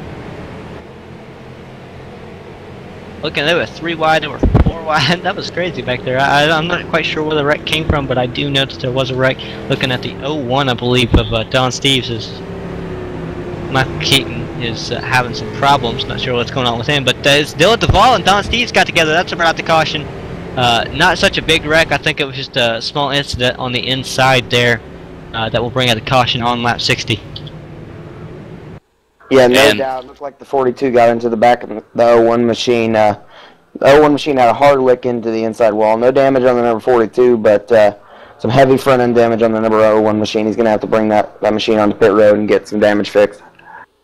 How about this, guys? Stephen Matthews losing the lead and losing second spot. Jake Goodwin taking over second. And now the new leader on the racetrack, Mike Alexander, all the way back in 37th in points. He's steadily getting better, though, as the season progresses, guys. 2 weeks ago at Lanier, Mike Alexander finished towards the back, only awarded 25 points. And then the next week at Martinsville, he'll have another bad week and get 52 points. He's got 77 total on the year, about nearly 200 points behind the leader, Ricky Arbeau. But Mike's sitting first on the racetrack right now, and this could be a very good night for him. Could be a very good night, but it's still a long night to go, as we saw people that were looking up front looking good early on that are now in the back or went to the back and have come back up. Things have been shaken up so much that I don't know what to expect. You know, he's up here now, but that doesn't tell us where he'll be it doesn't tell us where he'll be a little bit later, but we're going to go ahead and step away real fast, take a quick commercial break, and we'll be right back with racing here from the Maritime Racing League at New Smyrna Speedway.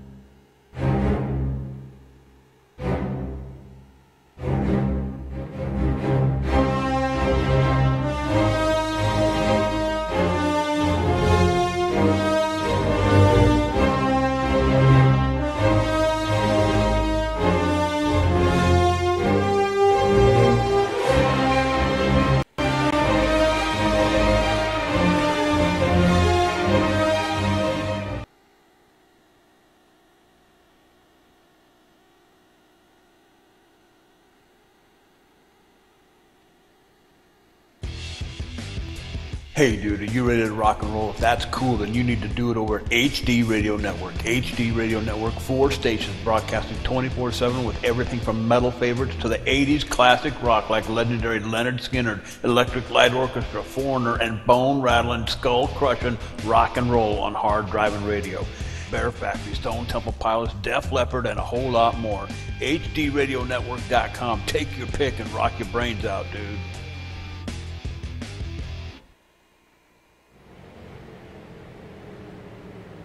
Back live at New Smyrna Speedway, and Keaton, I believe, as you put it, it's a Walmart parking lot on the Speedway. Black Friday Walmart parking lot on the Speedway. Tim Terry's involved, and I couldn't think of a name or a driver that's not involved in this one, guys. Yeah, I'm watching. I'm trying to find. Looks like the 41's around. The 41 goes around up front. There's a lot of guys that just all of a sudden go around here. Looks like guys that. Yep. The 41. I was just about to say that, Dakota. Looks like the 41 in 12th position, Robert Lee, is where this one started. He was up on the outside, and then I think he tried to do a quick lane change, and the tires didn't want to go with him, and he spun it around. That's unfortunate. A lot of cars got up in that, or at least stopping to avoid it, which I think can cost some drivers a lot if they sit there too long, unfortunately. Yeah, a lot of guys going to be coming down pit road here. Very busy. The 12 car's kind of trying to get into his pits. He can't quite make it.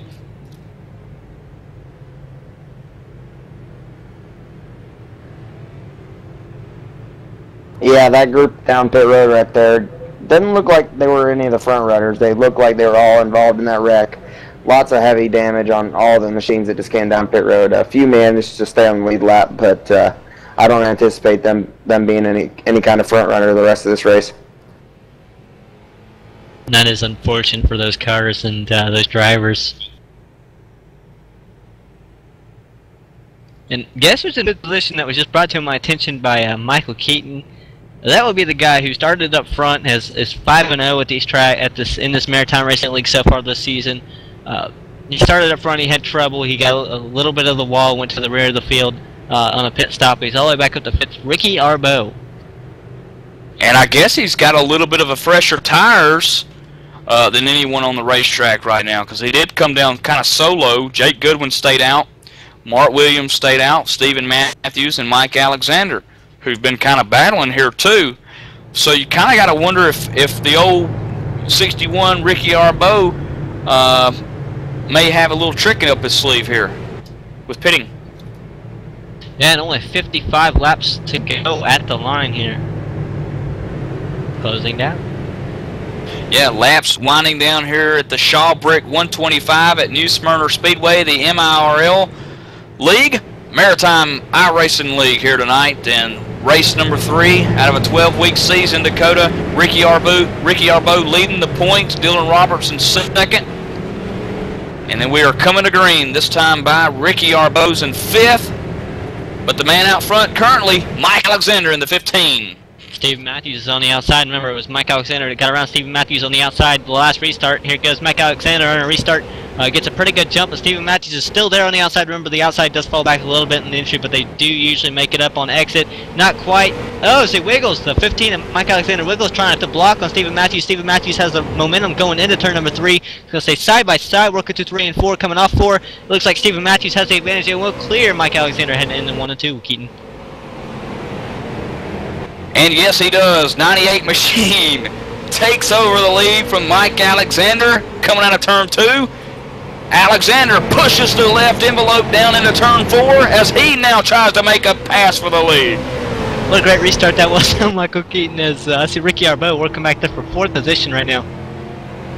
Leaders almost getting tangled up there coming out of turn 2. Mike Alexander trying to hang on to 2nd. Mark Williams there. Here comes Ricky. He's moved up to 4th, and now as a turn 2, Ricky Arbeau is coming up.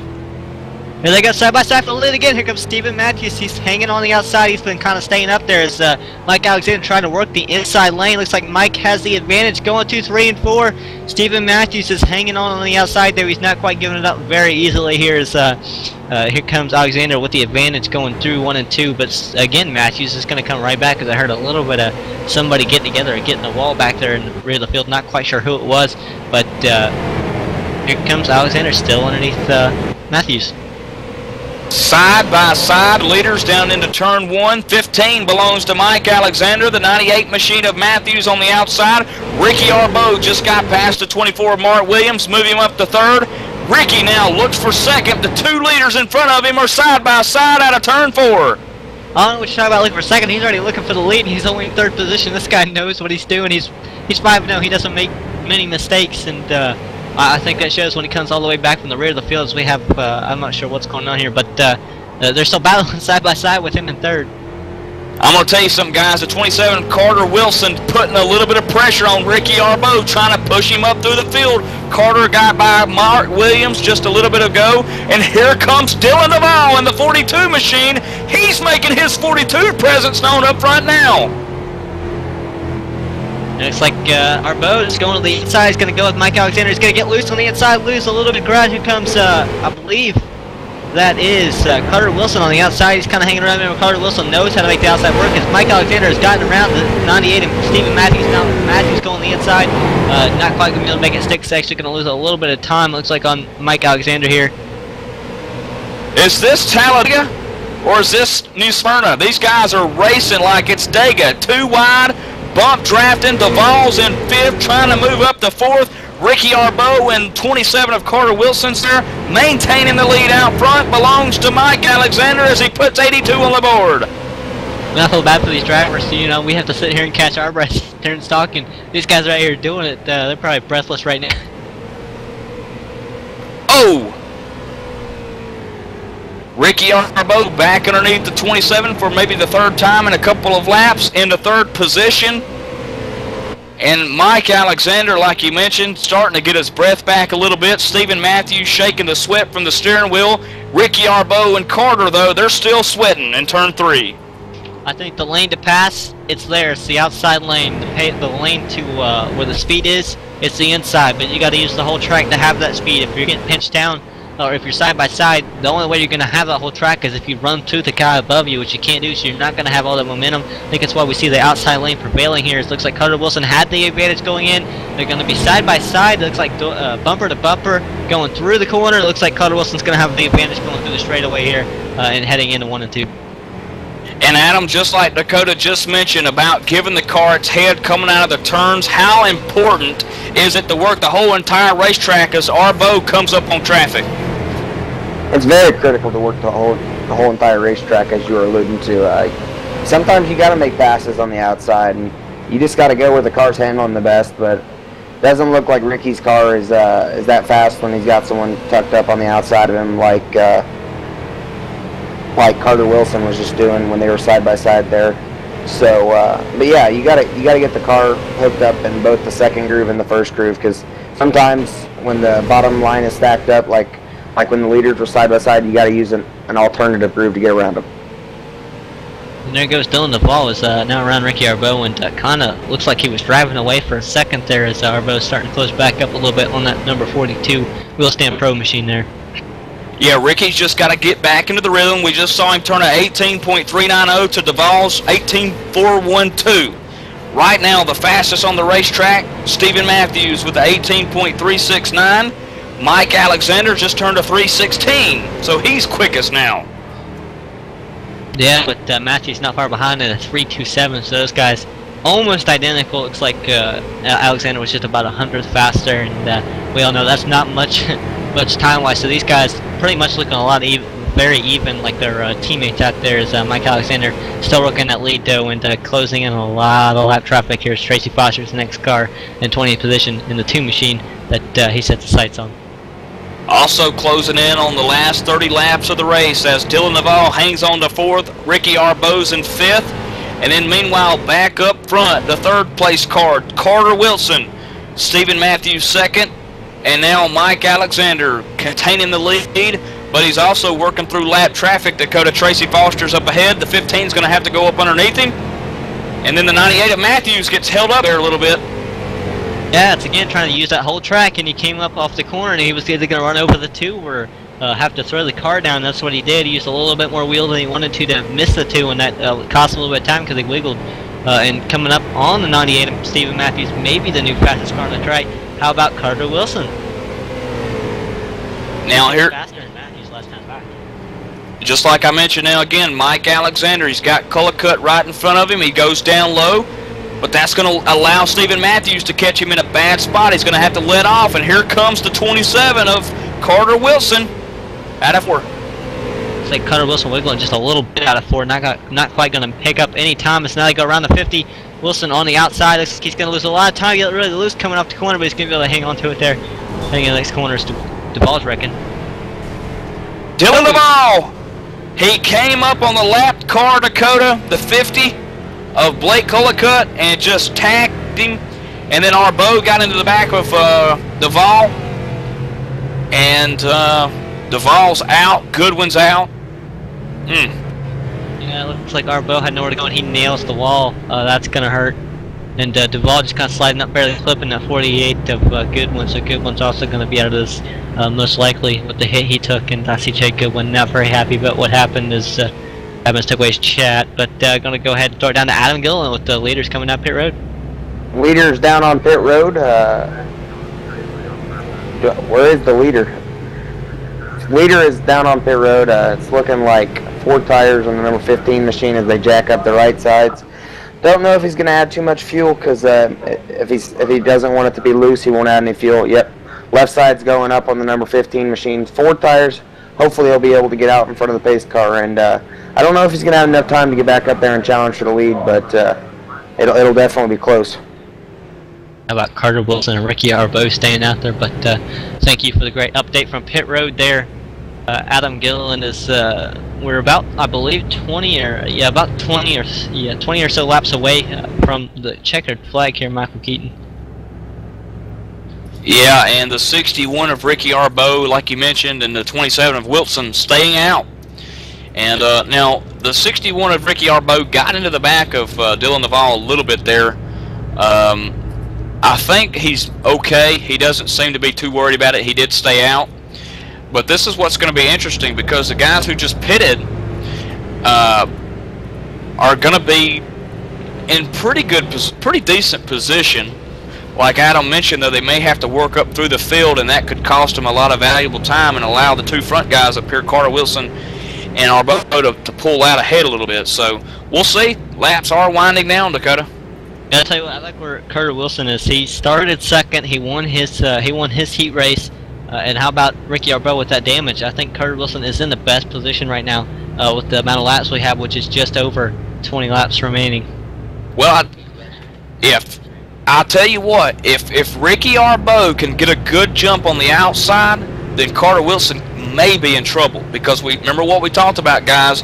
The guy on the outside has a little bit of the edge and momentum coming out of the corners, because the guy on the bottom's having to bind the car up a little bit, not able to swing it up high like he needs to. So if Carter Wilson gets a good jump, he'll be fine. But if the 61 of Arbo gets a good one, Carter may be in trouble, Dakota.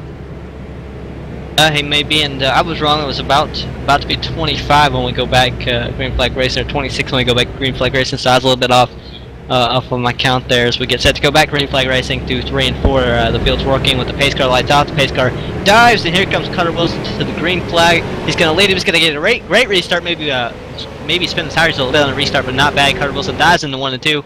No challenge from Ricky Arbo yet, and we'll see how much damage Ricky Arbo really has here, guys. The leaders before the last caution came out, Mike Alexander and Stephen Matthews. They restarted 7th and 8th there. Mike's already worked his way up to 5th. He's got Sean Waterfield in the 4th spot ahead of him. But as you mentioned, Carter Wilson continues to see nothing but clean air in front of him as Ricky Arbo tries to trail him down. And here in the 15 is coming, and that is the 15 of Mike Alexander, who was the leader before the caution, as he comes underneath Ryan McIntosh. And looking for that number, I believe, number 4 position there, as he's going to be able to get underneath side by side. He's going to clear the 03 of Ryan McIntosh in just 1 corner, 1 attempt.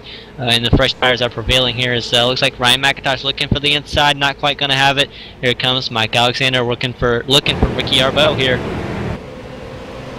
Yeah, Mike Alexander putting some fast lap times down. Keep in mind, folks, this guy's got 4 fresh tires, 18.216 last time to Ricky Arbo's 4. And to Carter Wilson's 4, as Ricky Arbo puts the hand out the window going by Alexander. Mike from 3rd to 2nd. He now looks for the leader, 27, Carter Wilson in 1. Caution is out. That belongs to the 23 of Sean Waterfield, guys. He was in 13th position, and he comes to a stop at the start-finish line. It looks like, Dakota, he may have lost steering coming out of turn 4. That car went right towards the wall. Yeah, he was actually in the 7th position at the time, is what I was showing, and just looks like he just goes straight up into the wall, maybe too tight, or just, like you said, lost steering, and comes down across a lot of cars' nose there, just being stuck bouncing down, and takes a hard lick on the inside wall. This night's probably over here as I'm watching. He does get rolling again, but not easily, as I'm sure the car is not going to handle very well. And I believe it's actually dog tracking. I'm not sure, but it does look a lot like it's dog tracking right now to me. Dakota, this is going to shake a little bit of stuff up here now. Ricky Arbo's going to restart 3rd, and then you've got Mike Alexander, who's going to be stuck on that outside of Carter Wilson on the restart. Is this a good position for Wilson to be on the bottom and the fresh tires on the outside, Mike Alexander?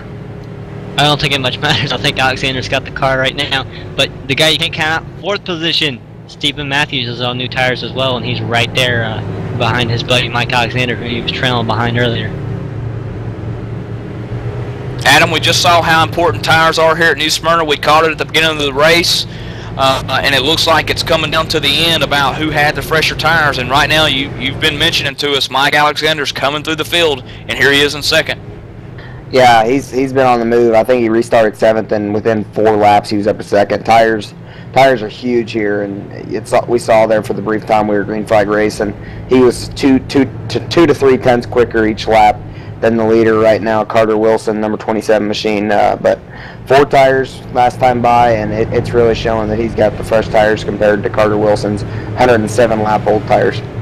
Now, Dakota, a couple of laps ago, we saw the hand go out the window of our bow as Mike Alexander took over the 2nd position. Now, do you think Carter Wilson's going to stick that hand out the window, or do you think that he's got his eyes set on big things? Alright, Keaton, let's just say you got $50 or something, you know, well, I'd go with a lot bigger number than that. I just went with 50 because it was a number on my head. But you got some big wad of cash in front of you, and it's right there. You can just, like, grab it. Are you going to let somebody else take it? I'd wreck my grandmother to win a race. That's what I'm talking about. I don't think hands are going out the window here. I think it's everybody's going for that. Well, there may be a hand out the window, but it might not be the, go on by hand, right, Dakota? Or right, Adam?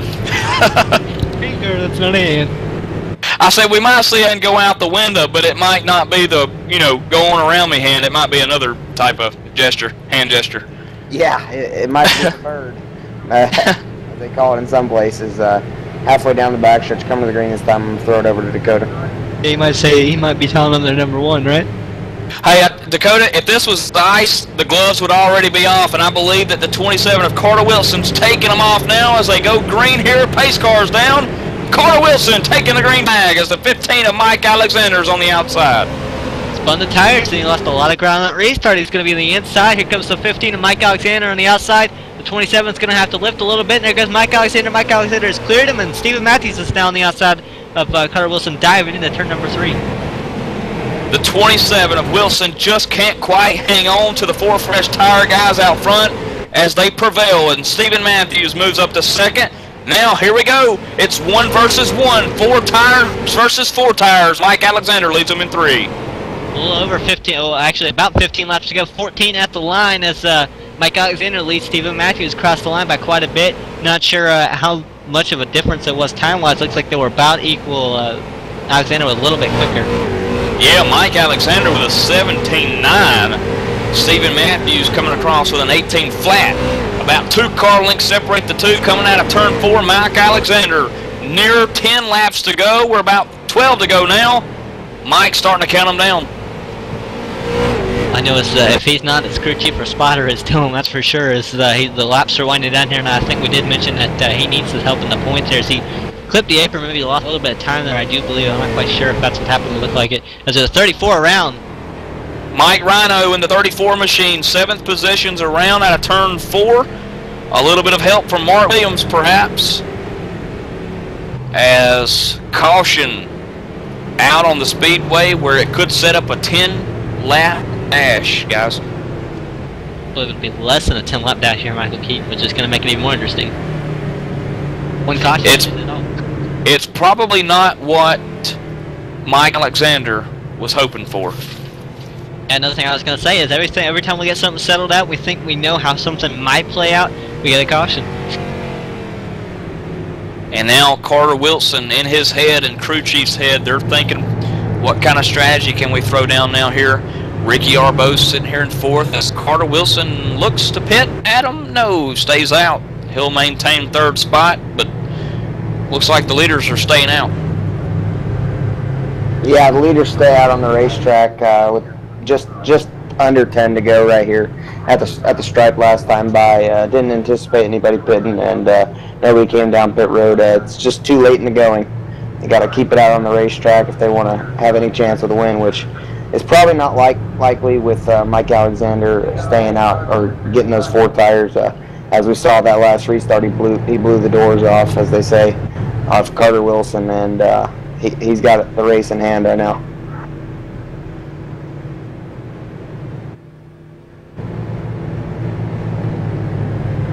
As the pace cars lead them around, still under caution.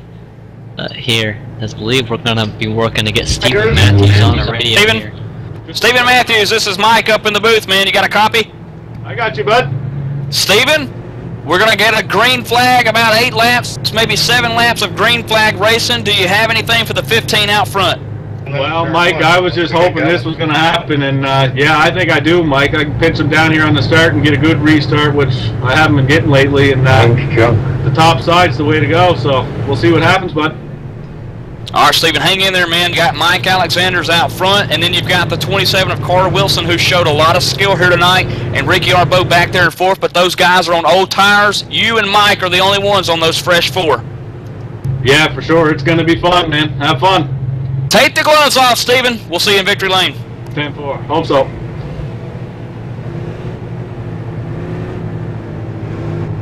There you have it, folks. Stephen Matthews sitting second, warming the tires up. He's got Mike Alexander in front of him. Dakota, Adam, this is coming down to the wire here. Can Mike Alexander in the blue Chevrolet hang off the the 98 of Stephen Matthews?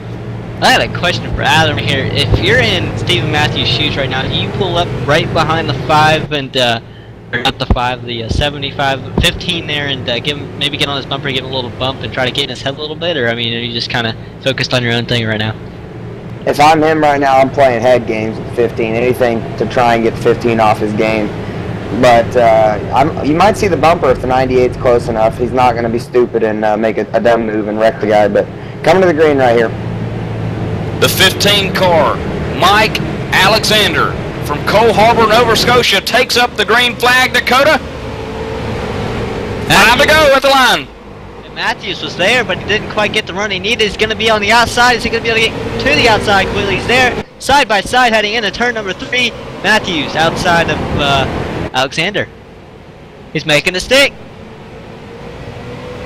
Here we go. Stephen Matthews going to try it on the outside in turn 1. We may see a little bit of touch. We do. Out of 2. 98's got the momentum. 15, Mike Alexander has to put the binders on. Meanwhile, here comes Carter Wilson in the 27. All the tires are coming. Carter Wilson is, Matthews is going to clear. Mike Alexander coming out of turn number 4 and heading into turn number, I think it was turn number 1. Now, Stephen Matthews. He's in the lead. Mike Alexander falls to second. Carter Wilson, we thought, was going to get up under the 15. Couldn't quite do it. Now, can the 15 run Matthews back down where we're under about 4 to go? You know, Matthews is hoping that Wilson will get underneath Alexander and maybe hold him up so that he can run away here right now. On the backstretch, Stephen Matthews leads them. Coming to 2 to go. Mike Alexander with a little bit of a run here, coming into 4. Out of 4, they separate about a car length. See, Stephen Matthews running a little bit up, maybe a little further than the rest of the guys. So he's kind of making it hard to use that outside to get around him because he's almost up there right now. Single file still in turn 3 and turn 4. The 15 of Alexander closes within a half a car length, and caution's out. It's over. Congratulations, Stephen Matthews on the win, and Michael Keaton, you called it finally. You said see you in Victory Lane, and that's where he's going to be. I tell you, all the fans in Halifax, Nova Scotia are cheering on Stephen Matthews, who just got it done in the Isledale Concrete Tim Corner Motorsports Chevrolet. Stephen Matthews. And then finishing second, Mike Alexander. Third goes to Carter Wilson, who put on one fantastic show. Ricky Arbo as well, finishing in a great 4th spot. And how about Mark Williams rounding out the top 5 here in the Shaw Brick 125 at New Smyrna Speedway. Yeah, we got Stephen Matthews back on radio from Victory Lane. Stephen, man, what a race and what a finish there. Nice job on the win. Oh, man, thanks a lot. That was awesome. What was going through your mind? Was showing side by side with Mike Alexander. I think you made contact at least once and hard racing there. I mean, what was going through your mind right there? Oh, it was hard racing. I thought he was going to push a little harder and force me up the track, but he didn't. He ran me clean, and I pushed him down there a bit, pinched him down, and came away with it, man. I'm just ecstatic. This is awesome. All right, you came in 7th in points, and you pulled off a win. You did actually get a heat win earlier in the season, I do believe. How do you think this is going to help you going into next week and in points also? Oh, this is huge. I mean, I'm on a little momentum swing there. I had a little rough start, but oh, this is definitely going to look after that, and just can't believe it, man. This is wicked. Man, I'm finally going to ask, who makes that happen for you here? Well, I'd like to thank Zetman Construction and Ideal Concrete and Tim's Corner Motorsports, and of course my teammates CBC Racing. If it wasn't for them, it wouldn't be possible.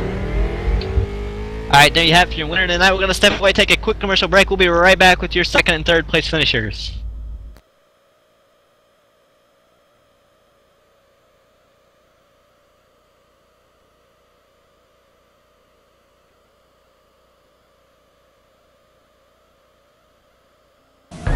Landon Huffman coming to a comfortable lead, coming out of 2. He's got about 8 car lengths, put it half a second over to Wayne Vincent as Chad Cole works the number 2 spot. Time is running out. Vincent's got it. Cole wants it to the wall. Chevrolet puts the bumper to the 13 of Vincent. Vincent not backing down. He's in second. You know, when we got 1 car on the bottom of the 10 car.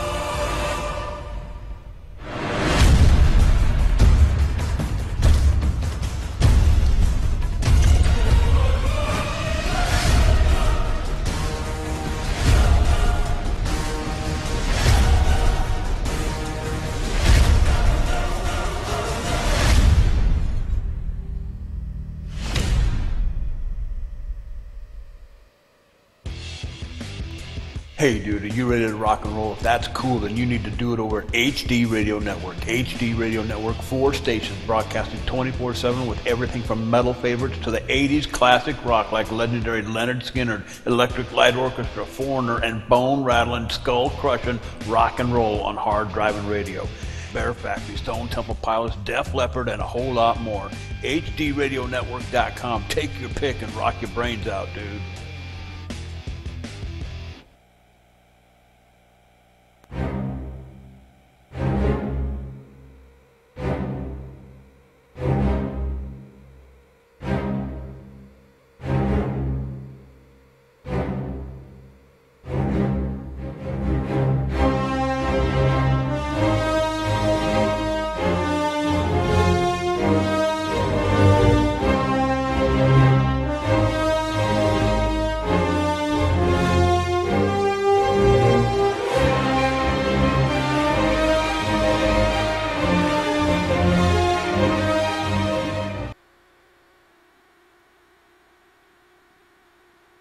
And we're back live at New Symirna Speedway after interesting race, cool race. It was fun to watch and fun to broadcast. And I'm Dakota Irma once again. Michael Keaton sitting beside me on pit road. We had Adam Gillen, John Wessling on the cameras, Jerry Wolf, J.D. Webb, and Phil Foltz all hanging around in the production booth there with John Wessling and Tim Terry coming to join us here as he was on the track. He's the league admin here. What an exciting race and a great finish, and a big congratulations to Stephen Matthews on the win.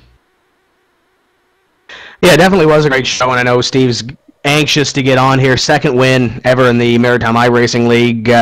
Ricky came down pit road, and I feel embarrassed because I hit pit wall, or I hit the wall on lap number 0 trying to check and make sure I had enough fuel for the race. I still had my qualifying setup in, and I hit the wall, so I'm trying to repair damage, and I see Ricky back there trying to come through the field, but nevertheless, great win by Steve Matthews.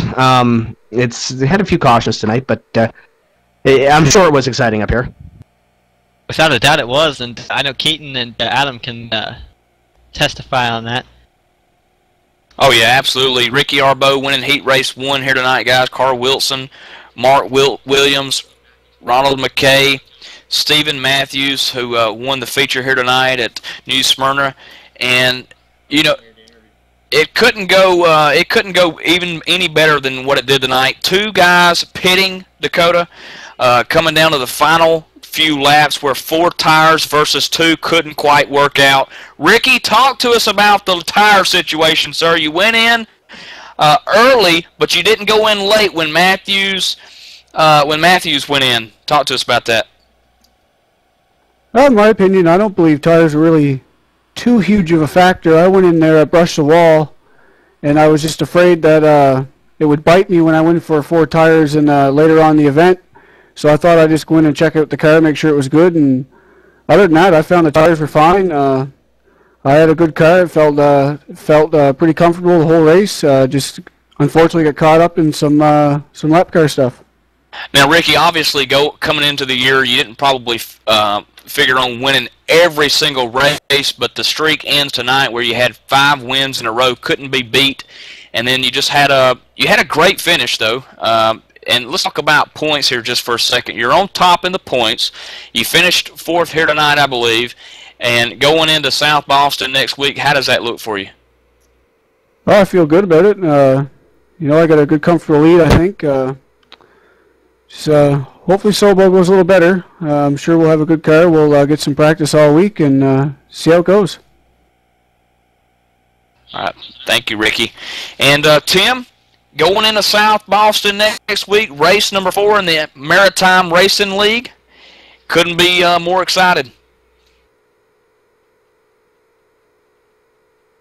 Yeah, it's going to be exciting. I'm sure there's going to be a couple of drivers that are on the edge with the incident system. I'm sure you guys covered the incident system that we have here. But a lot of cautions. South Boston, I don't want to say should be much of the same.